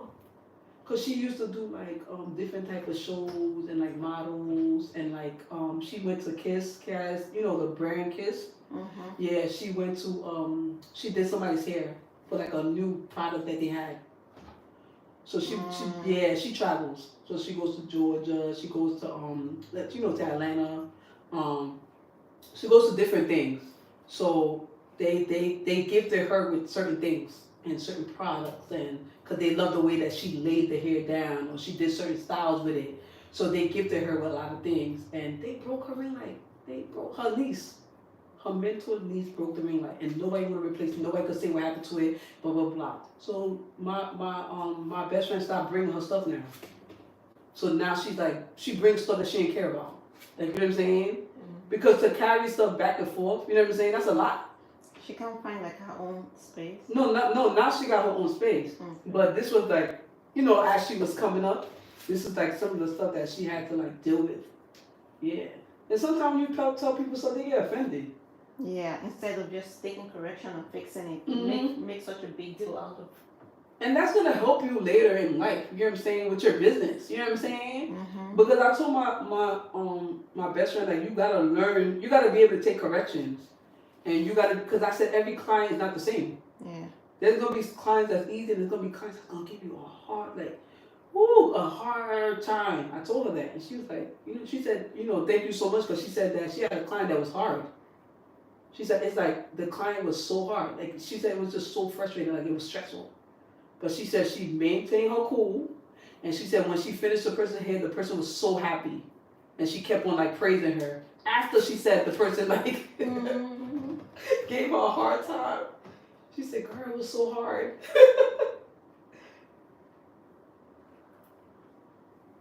Some people are just difficult. It doesn't make them bad people, but also people need to, be considerate of others. Yeah.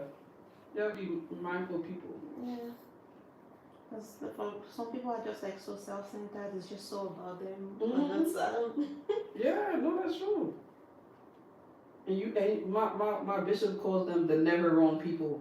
You can't tell them nothing wrong. They never wrong. It's never them. And I'm just like, what? When are you gonna be accountable for your own actions? Like, it's never you. You never do nothing. You perfect. Like, I'm like, come on. I can't. So I feel bad for my friend. She was paying rent and she's paying everything in the shop. You know what I'm saying? Yeah. And the niece is coming in using her products and using this and using that and not cleaning nothing. Oh wow, the niece is a braider, like an upcoming braider? Yeah. Oh wow. So so she allowed the niece to use the shop, but the mentor is not there really. The mentor is traveling back and forth from Atlanta to Brooklyn. Yeah. So she only comes to Brooklyn when she has clients in Brooklyn. But then she traveled back to Atlanta because she does stuff in Atlanta too. She does like celebrities hair. Mm-hmm. So she travels back and forth. But my friend was dealing with the weight. You know what I'm saying? Dealing with the weight of the rent, dealing with the weight of that, and then her husband live in another country or whatever, Canada, whatever. So he's the one that manages like all her like financial aspect of the business. Mm-hmm. So she travels back and forth, always on a plane, like always back and forth. But the niece lives in Brooklyn, so nobody's really like monitoring her to see like what she does. She could freely come in and out, and then she gave her the key. So now my friend is really upset because I'm paying rent. Yeah. So the person gave the niece the key, even though your friend is renting the space. Yeah, she rented the space. Until something happened where my friend had to get out the salon because I think she was having some financial issue. I don't know what she did. All the money that she was paying, my friend was paying her. I don't know what she did with it. But she had a financial issue and everyone had to leave the salon. Okay. Yeah, but then she told me that the salon is still open. So I'm like, what the freak? So I'm like, well, I don't know what was going on. But she was glad that she just left. You know, it gave her peace because she went through a lot over there. So she was like, girl, I don't even care anymore. I was just like, whatever. Yeah, there's a lot that go on behind the scene. Yeah. Trying to make it in this industry. Yeah, it's not easy. It's not easy at all. But it's possible, you know? Yeah. Yeah. I mean, nothing is easy. Mm-hmm. No job, you have to pay the price. Yep. And you win some, you lose some. And you are not for every client, you know what I'm saying? Exactly. Every client is not for you. Yeah. Yeah. There's some clients you go, oh yeah. And there's some clients like, ooh, no. Like my friend, there's some people she would not do their hair. Yep. She's like, Viva? She's like, She's like, I love God. She's like, no. She's like, I'm not. She's like, I'm not worried. I'm not. Like, no. She's like, you could pay me all the money. She's like, I'm not. She's like, I don't care if I have stuff that's due. She's like, I'm not. She's like, I'm not taking this disrespect. Yeah, that's. Mm-hmm.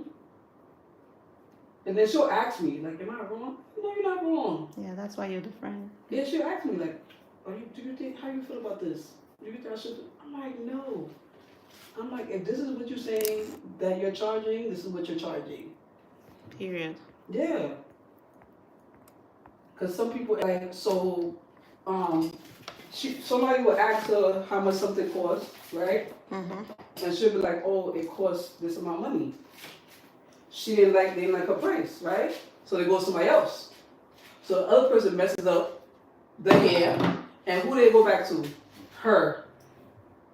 And she's like, do you think I'm wrong because I told her no?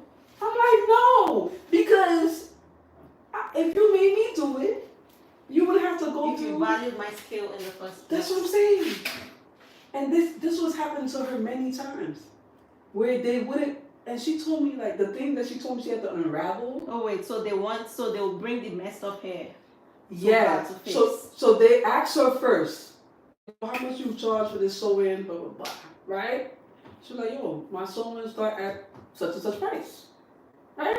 Boom, all right. And she's like, I'll get the hair, but by the way, because she knows people, so she's like, I got the hair, blah blah blah. She's like, don't worry about it, just I got you. So they didn't like her price. So they go to somebody else. So that other person mess up their hair. Like, she told me it was bad. Like, it was bad. Like, she told me, like, it was like layers on top of layers. Like, she had to, like, cut and take away and stuff like that. I'm like, what the heck? I don't work over people's work. Yo, I don't know how. She, like, I don't she work. felt That's so not bad. Even, no, I cannot invite everybody in there because I don't work. It doesn't matter if you ask me for the price before or no. Yeah. I'm not touching your hair if I did not do it. Yeah. She felt if so I did bad. it, no problem. I can fix it. Yeah, if you did it, yeah. But she felt so bad that she's like, I felt so bad. I said, girl, why? I'm like, why? Because I'm like, if she complained about what this person did, if you don't do it, like, not saying that she wouldn't do it right, but I'm like, what if you didn't do it right? Now what? She gonna go and complain about you? You know what I'm saying? So then she ended up like fixing and stuff like that. And like I remember we went to I was so tight. So we got invited to this wedding, right? So this girl that didn't ask her to do her hair, she asked somebody else in the state that she was in. So we went to VA to the wedding, and oh my god, the person put a weave in her hair but left. My friend has hair like down here.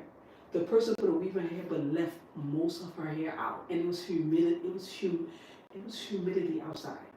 So her curl dropped. This was for her wedding day. So her curl dropped, and all her hair was out, and the weave was only in the back. It was so bad. Okay? So me and my best friend, we're not coming out there to do hair. We're coming out for the wedding. So you see, this happens to me. This scenario happens to me all the time. My friends know I do hair and makeup. Nope. They won't book me. I don't know whatever their reasons are. On the day of whatever event, I'm the fixer. I am always there trying to fix up the makeup, fix up their hair, and then I'm like, yeah, I'm doing it for friendship. So they won't book me because they think I'm probably pricey or whatever, or above their price or range. But they're not even trying to have this conversation with me because like I'm open to giving you a discount or whatever, but maybe whoever it is that you're booking, they're trying to pay at least 50% of what they would have paid me. So I guess whatever discount I'm going to give them, it's still gonna be more expensive than booking the cheap person. So, but why are you booking the cheap person? At the end of the day, I'm still coming to fix the shit. Yo, you know how much she paid that chick to do that freaking hair? She paid her like $400 or $500. Well, at least that one is not cheap. That's how much she paid. No, that's how much she paid the chick to do that messiness that she did to her hair that me and my best friend had to come and fix. Yo, we had to go and we had to look for a beauty supply store out in VA. We're driving like chicken heads all over the place, trying to find, because my friend did not bring her hair back. She only brought what she needed for my hair and her hair. That's what she brought. And then she paid somebody to do her makeup. The makeup was so horrible. My friend was like, Did she book like? She booked somebody. Yes. To do the services because that's the only way. The lady was putting layers on top of layers on her face. My friend was like, Viva, I can't have her walk down the aisle like that. I'm like, this is like, it was changing her complexion. It wasn't blending in. I was like, no. I'm like, it was looking chalky. I said no. My best friend was like, oh my God. She had to work a miracle. Mind you, she after the chick finished her makeup, my best friend was like, you ain't gonna put no primer, like, you just gonna leave her face like that? My friend had to take all that out and had to like fix her face. Like the girl was like, she was trying to hold her tears back because she couldn't and my friend had to fix her hair. We had to do a miracle. We had to do a miracle for her. We were so tight because first of all, we drove to VA, and then second of all, we didn't have no intention of doing anybody's hair. We were coming as guests.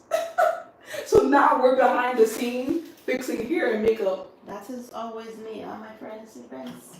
I'm telling you, we were so tight. Everybody's shit, and then now I'm having an attitude because what the hell? And we didn't get no sleep. Because honestly, I don't even get offended. Like you all do not book me for this. I'm not even offended. I'm chill. But why is it on the day now I'm coming to party all dressed up and shit? Mm-hmm. You know, and that's I have to exactly. walk. No, I don't want to have to do this. I should have walked on your wall like a day before or on the morning before or something. Mm-hmm. You know, and when it's time to party, you're lit. I am lit. Everybody fine.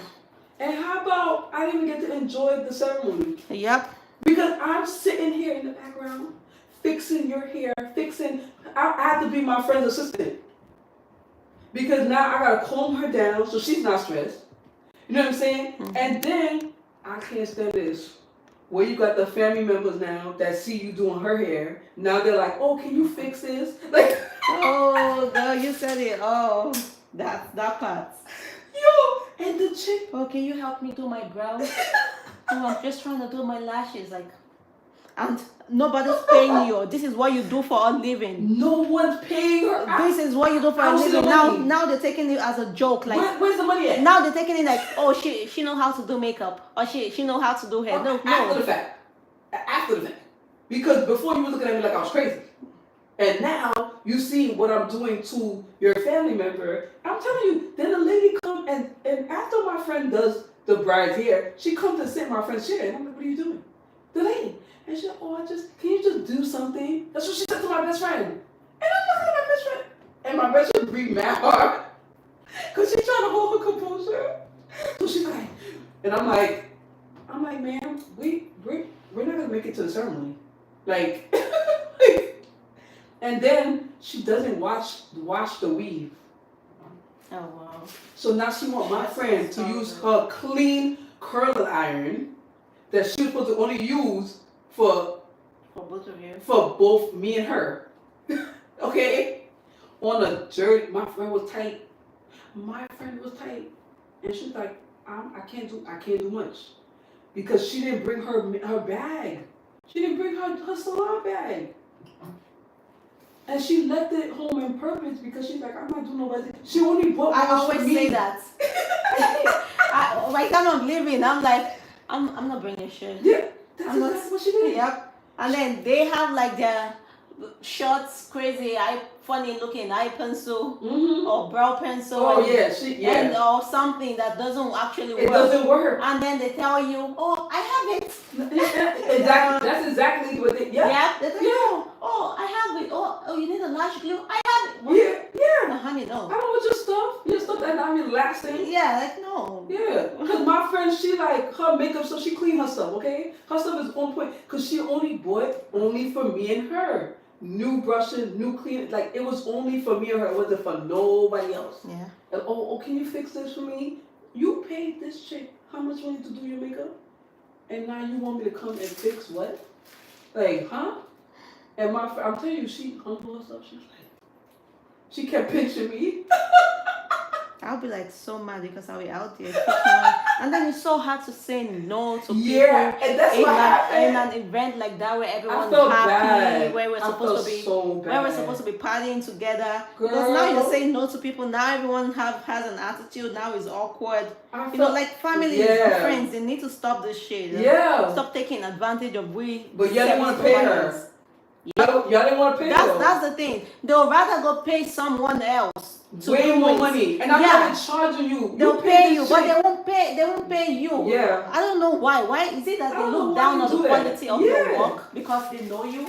That's and then just think that somebody else, like a stranger, is gonna do it better, and then at the end of the day, still need you. Yeah, that's exactly what happened. And my friend couldn't say no because she has such a nice heart. You know what I'm saying? Apart from that, when you look at like the environment and stuff, it's hard to say. It's hard to say no. Because it's like everyone is trying to help, all hands on deck. Yeah, and she frantic. And this is what you're good at. So it's so hard to say no. That's exactly what happened because this is her career. Yeah. You get what I'm saying? So we coming down there, and then her sister's like, oh, Viva, can you please come to her room? She's having a panic. And I'm like, what's going on? And I'm looking at her hair was like, yo, I'm like, you could see the weave. You're not supposed to see where it stops. So now we have to find hair. We have to find hair in VA. And then my friend had to find a needle and a thread. And then she had to fill it in. And then she had to bump it. Okay, like all this stuff that she had to do, and we're like, oh my God, like this is crazy. Like this is not what we wanted to do. But we went out and she was looking fabulous. Everybody was complimenting her, okay? Everyone was complimenting her makeup. They're like, oh, who did your makeup? Everybody was complimenting her hair and her hair last. And my friend pinned it. My friend pinned it up and stuff like that. So it was awesome. Her makeup was on point. Everything was on point. Like, yeah, because we're good at fixing the things. Even her freaking nails, my friend had to help her with. Her freaking nails, yeah. I don't know what the. Some people try to promote their business, but then don't want to help you. I'm just like, I'm like, this is crazy. I didn't even get to enjoy the freaking the wedding. I didn't even put heels on. I stayed with flats. Because Because you've been walking around so long and yeah, you were not I didn't do nothing. And then the person that she hired to decorate, he works with a person, but that person she sets up but don't clean up. The freak is, I'm like, how you work with a partner? Like, I was like, so now I'm helping break down stuff now. Now I'm helping break down stuff, take vase out, clear water, put this here, this is going to the rental company, that's going to him. I'm just like, the funny thing is that they feel entitled to that help. Like, well, your family, that's what you should be doing. listen here. I was like, I'm like, if I didn't love this person. Yeah, like they feel like, yeah, that is what you should be doing as a good friend. I was so tight. I was so tight. And then the girl didn't eat, the bride. She didn't eat at all because, she didn't like her hair at first, and then her makeup, the lady. And then my friend was trying to help the lady. Like, oh man, like, you're putting too much layers on top of her face. Oh, you can't tell them nothing. Oh, you can't tell that lady nothing. And I'm like, her face does not look good. And my friend does makeup, so it's irritating her. Because she's a professional. It's so hard for your friend to stand there watching that. Yeah. And she's like, she's like, I can't, she's like, she's like, I can't let her walk down the aisle like that. Like, it was horrible. It was cakey. It was bad. I was just like, and then the lady's still applying makeup. And I'm like, what the heck? And then you know what she didn't do? Oh my gosh, she did something that's so bad. It's so bad. I couldn't believe she did it. She did not fix her brows. You know you're supposed to clean it? She didn't do that. So now her brows was undone and the makeup was there. My friend was like, I want to scream. She's like, was she white? I'm asking. She wasn't white, she was black. Well, and she don't make her like a white person? Yeah. And she didn't clean up her brows. Oh my God. And my friend was that's like the first thing you do. Yeah, and my friend said, I can't send her down the aisle like that. She was like, it's not, I can't. And mind you, my friend was only fixing her hair at first. But when she saw the way the lady did her makeup, she was just like, oh no, like, I can't do this. Like, this is not gonna, you know what I mean? Like, this is not gonna work out. So then, she let the lady do whatever she was doing. When the lady left, she was like, girl, she's like, I gotta fix your face. She was like, that doesn't look good. Like, I can't leave like that. She's like, I would hate myself if I let you walk down like that. So I'm gonna see if I can find pictures. She says to my friend, okay. My friend did her hair so well. She felt like, even though we were so exhausted, my friend was like, she said, I'm so happy that we was able to step in and help.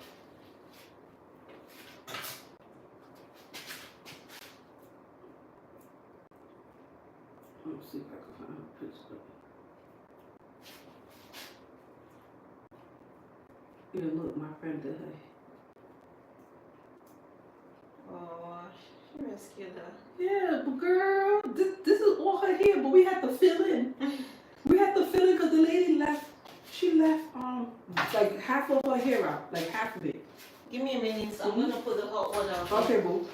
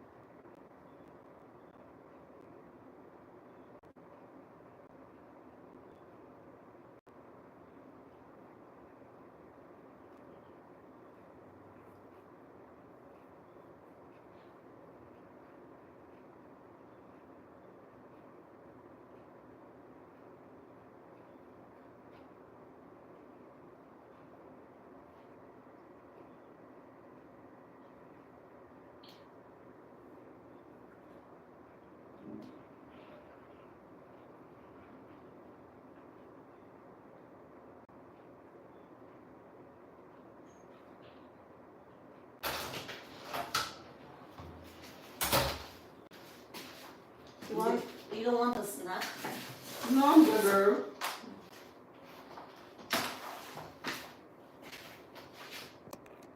Yeah, like she was fixing her hair. My girl was not playing. Look, she's like, Oh, she came out looking beautiful. yo, she came out with the little flower girl. Oh. She came out. My friend was like, Oh, for someone's big day. but look at me. I'm gonna show you. Look at me. I was like, I don't know why this girl wore this dress, but look at me. I didn't feel like getting dressed no more. That's what look. You still look cute. Girl, what I was gonna wear, I didn't wear. Oh. Because and look at You were you, my not the best mood. friend. You're now in like a work-ish mood. Huh? And then you were now in like a work-ish. You in work mode when you try to come out on some wedding mode. You know what I'm saying? Like, yeah. See, look at my best friend. See, we just put whatever on, and we was just like, all right, that's it. With your flats and stuff. What? And look, everybody got heels and stuff. Not us. We said, oh no. We said we work hard. It was like, yeah. But she was so happy. Like, she was so happy. She was like, oh my gosh.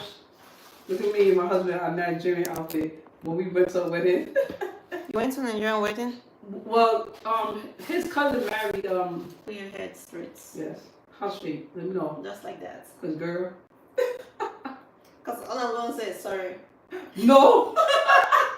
I'm kidding. That's old school. Yeah. I'll be like, oh, sorry, girl. Oh, that happened. Oh, sorry, girl. I can't. With the freaking hot coal, remember? Yeah. In the stove. And then the ones that the aunties will be like, I've been telling you to put your head straight. And you ain't You listening? ain't listen. Well, that's what happened when you ain't listen. And then trying to blow. Okay. They won't even be like, you okay? Just, that's it. That's it.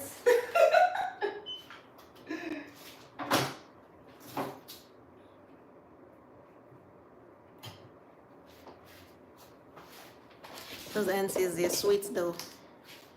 Hmm? I said they're sweet. I saw one the other day on the Instagram. The daughter posted her talking about her hands like now twitch and like just twitches and then. Because the heat, right? No, because of doing hair for years. Yeah, that's what So I'm like it's like it just goes like this. Uh-huh. It's red and it's like you know what's the like a seizure Yeah. on the hand. Yeah, that's what Like happened to constant my seizure. mother's hairstylist. That's why she don't do her hair no more.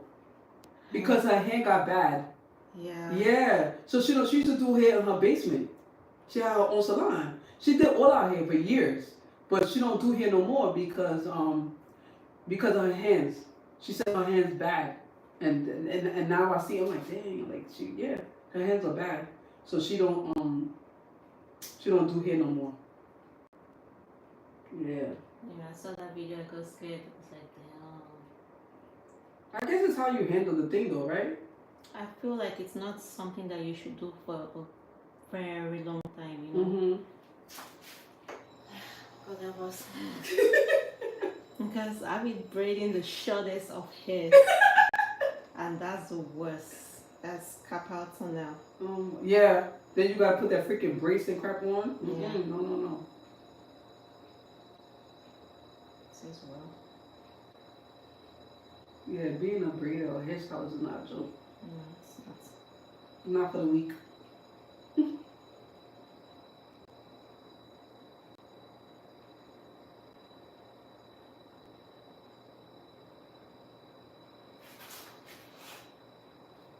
I can never do them edges, not me, son. My daughter be like, oh, can you do edges? I'm like, for what? I'm like, girl, put that bonnet on. Oh my god. And the girl that does my hair sometimes, she be like, if I put this much out, will you be able to soup it? I'm like, no, put that thing in. I'm like, don't give me work. She's like, all right, Viva. Your friend that does hair is not in New York? No, she's in Brooklyn. Oh, But she moved to Jersey. So she still travels back and forth or whatever the case is. but my husband won't go all the way. You know what I mean? All the way down there. You gotta find somebody that's close to you too. You can't just go all the time. Yeah. Okay, this is gonna come around.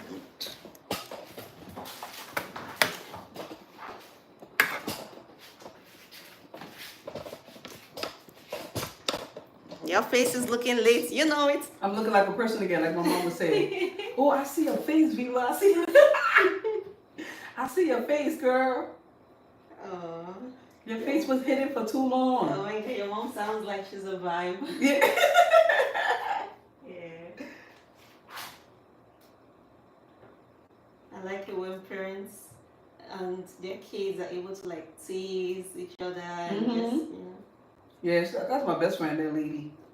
I got to talk to her about anything. I'm sure that wasn't the case when you were a teenager.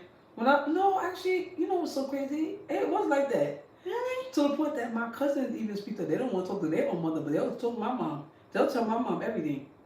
To this day, your mom has always been late. Yeah, to this day they call my mom. Yeah, they'll tell my mom, oh, Joe, let me tell you what happened. Oh, let me tell you what I did. Oh, let me tell you about my husband. What, girl? They tell her everything. She's such a sweet lady. And she's always praying. Don't worry, God's gonna do it. Don't worry. She's always praying. Yeah. She's been like that. That's why I was never afraid to tell her. So even if I did something bad, even if I knew I was gonna get a beating, I'm like, yes, mom, I did it. She's like, why you didn't ask me? I'm like, because I didn't want to bother you. I'm not your mother. I'm sorry, you know. Then the Asian thing will come out. Oh, girl.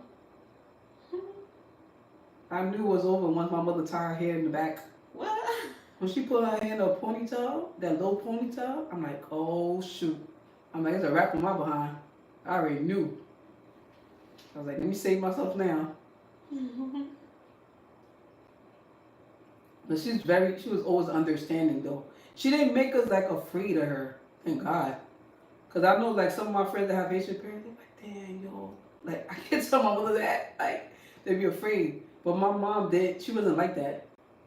She wanted us to speak to her. So she had her way of speaking to us. Like,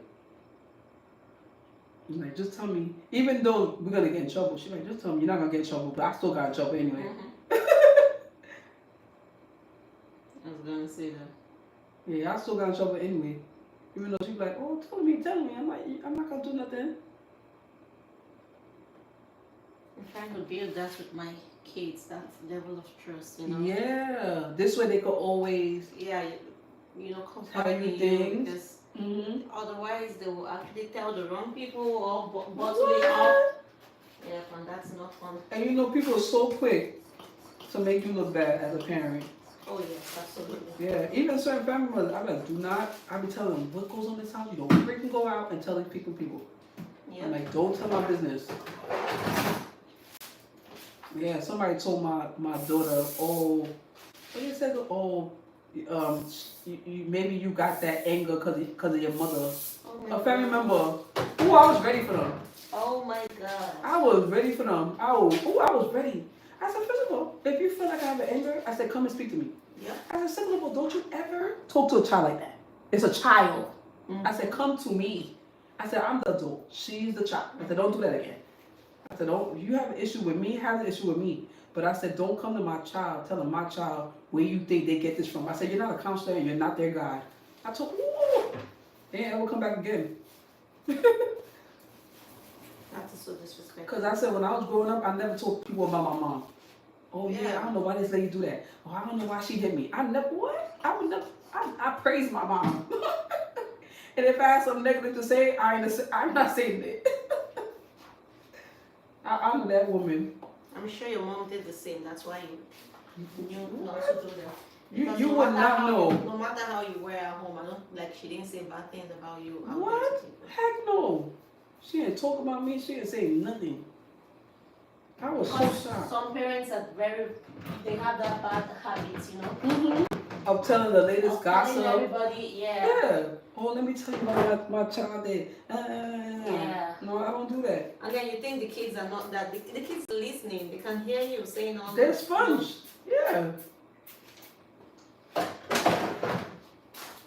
When I heard her say that to my daughter, because my son went back and told me, I said, what she said? I said, oh, no problem. I said, I'm going to fix it real quick. But I can't. Because I won't ever do that to people. I tell my kids that you represent me and I represent you. Yep. You know?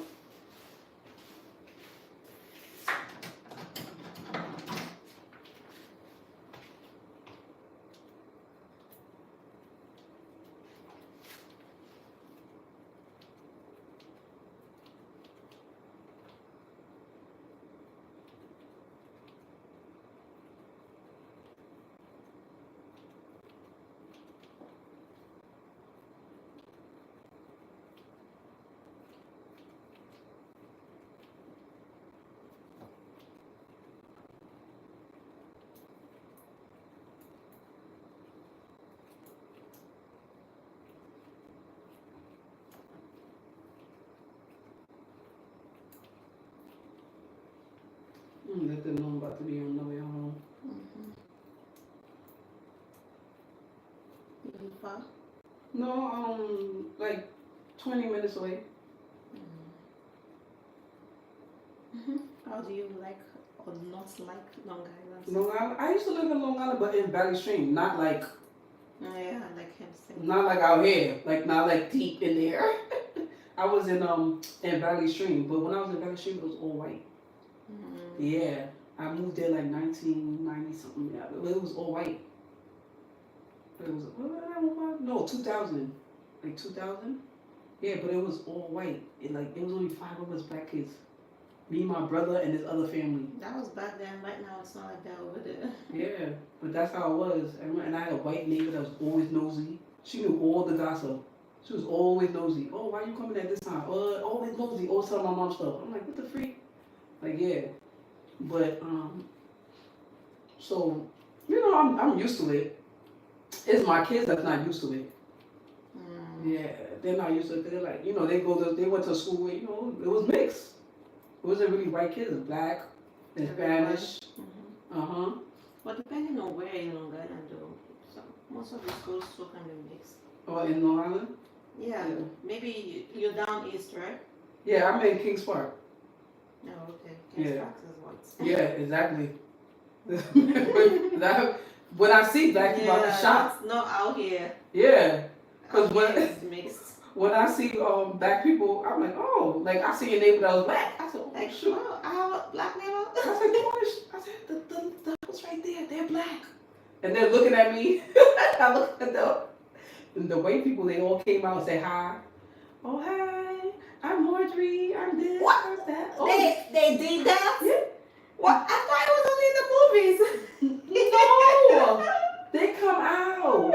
I thought it was only in the movies. They want to give me a plant. Ever since we moved here, I'm expecting people to knock on the door and be like, oh, I make you muffins. Yeah, your neighbors from across the street. No.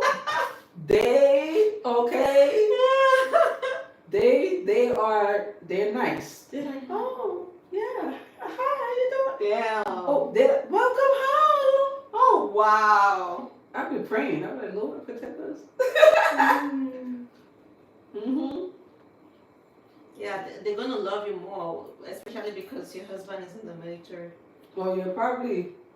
I don't know, but me, I'm about my business. Yeah, they be loving veterans. Well, not a lot. Yeah, some people don't like military people. Some people do. Well, I don't know who doesn't like military people. Like, you're literally sacrificing for your country. I know Jewish people didn't like us, but then when they found out that my husband was near there, now they all nice to him now. Yep. A Jewish person thanked him because he was out there. When it was going through all that war, yeah. My husband was in Gaza. Oh my God. Yeah, he was there. Oh, you were not scared. My husband was in Gaza. Yep. After that, all them Jews had so much respect for him. Wow. He heard the bombs and everything. And he said he never, he always seen it in movies, but he said to actually do that in Harry, and it was crazy.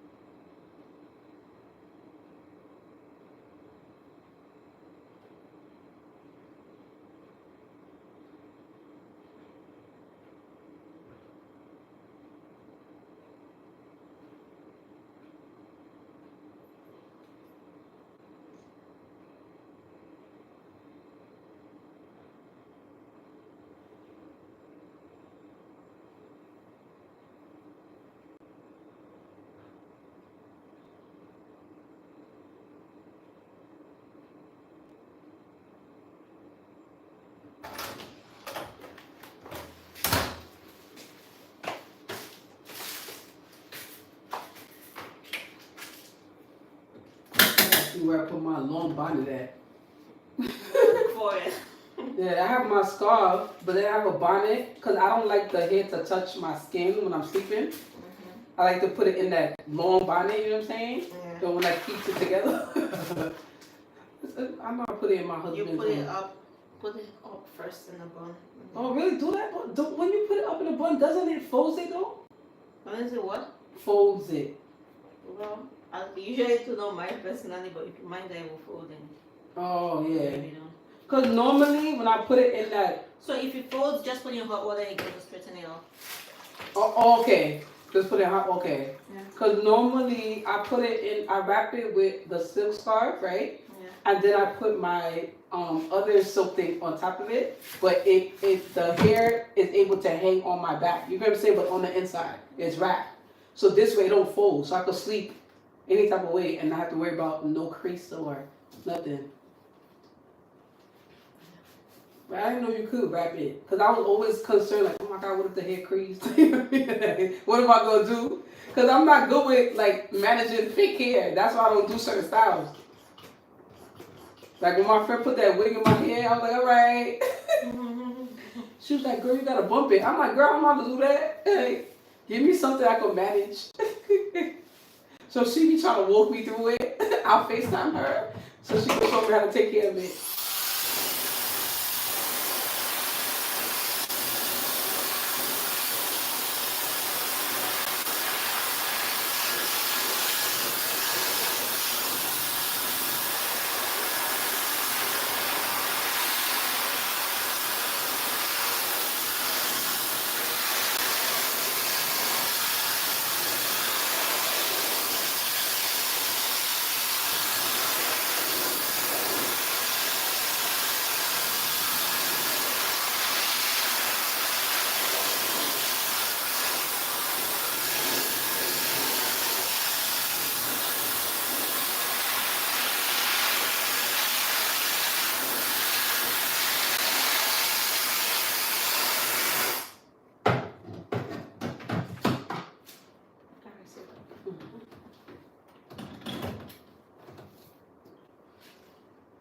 These are nice, comfortable chairs. Yes. I wasn't planning about the chair. It has to be comfortable for you and for me. The ones... Two-way street, right? Yeah. Back in the day, they used to like hurt my back so much. Oh, heck, because you bending. Yeah. This one is like, I can always just maneuver it how I... Mm-hmm.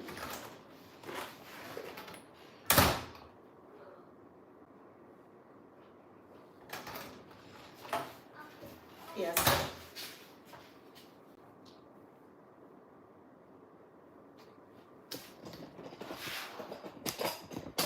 Slay girl. I can't. Let me just put some more holding spray on it.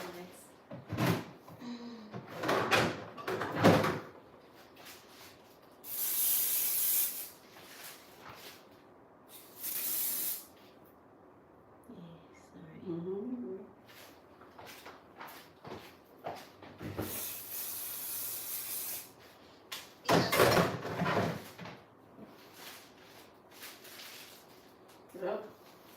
Thank you, girl. I'm back to normal, girl. I came back alive. How you doing, my girl? There's a little. Yes.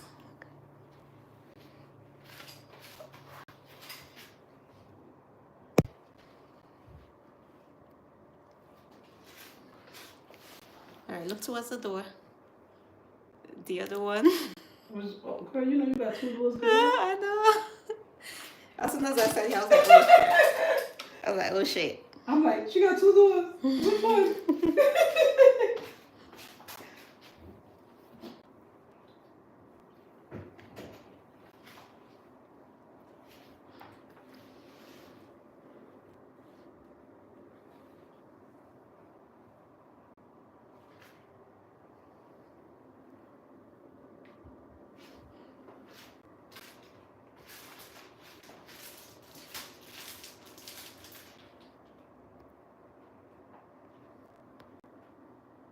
Okay.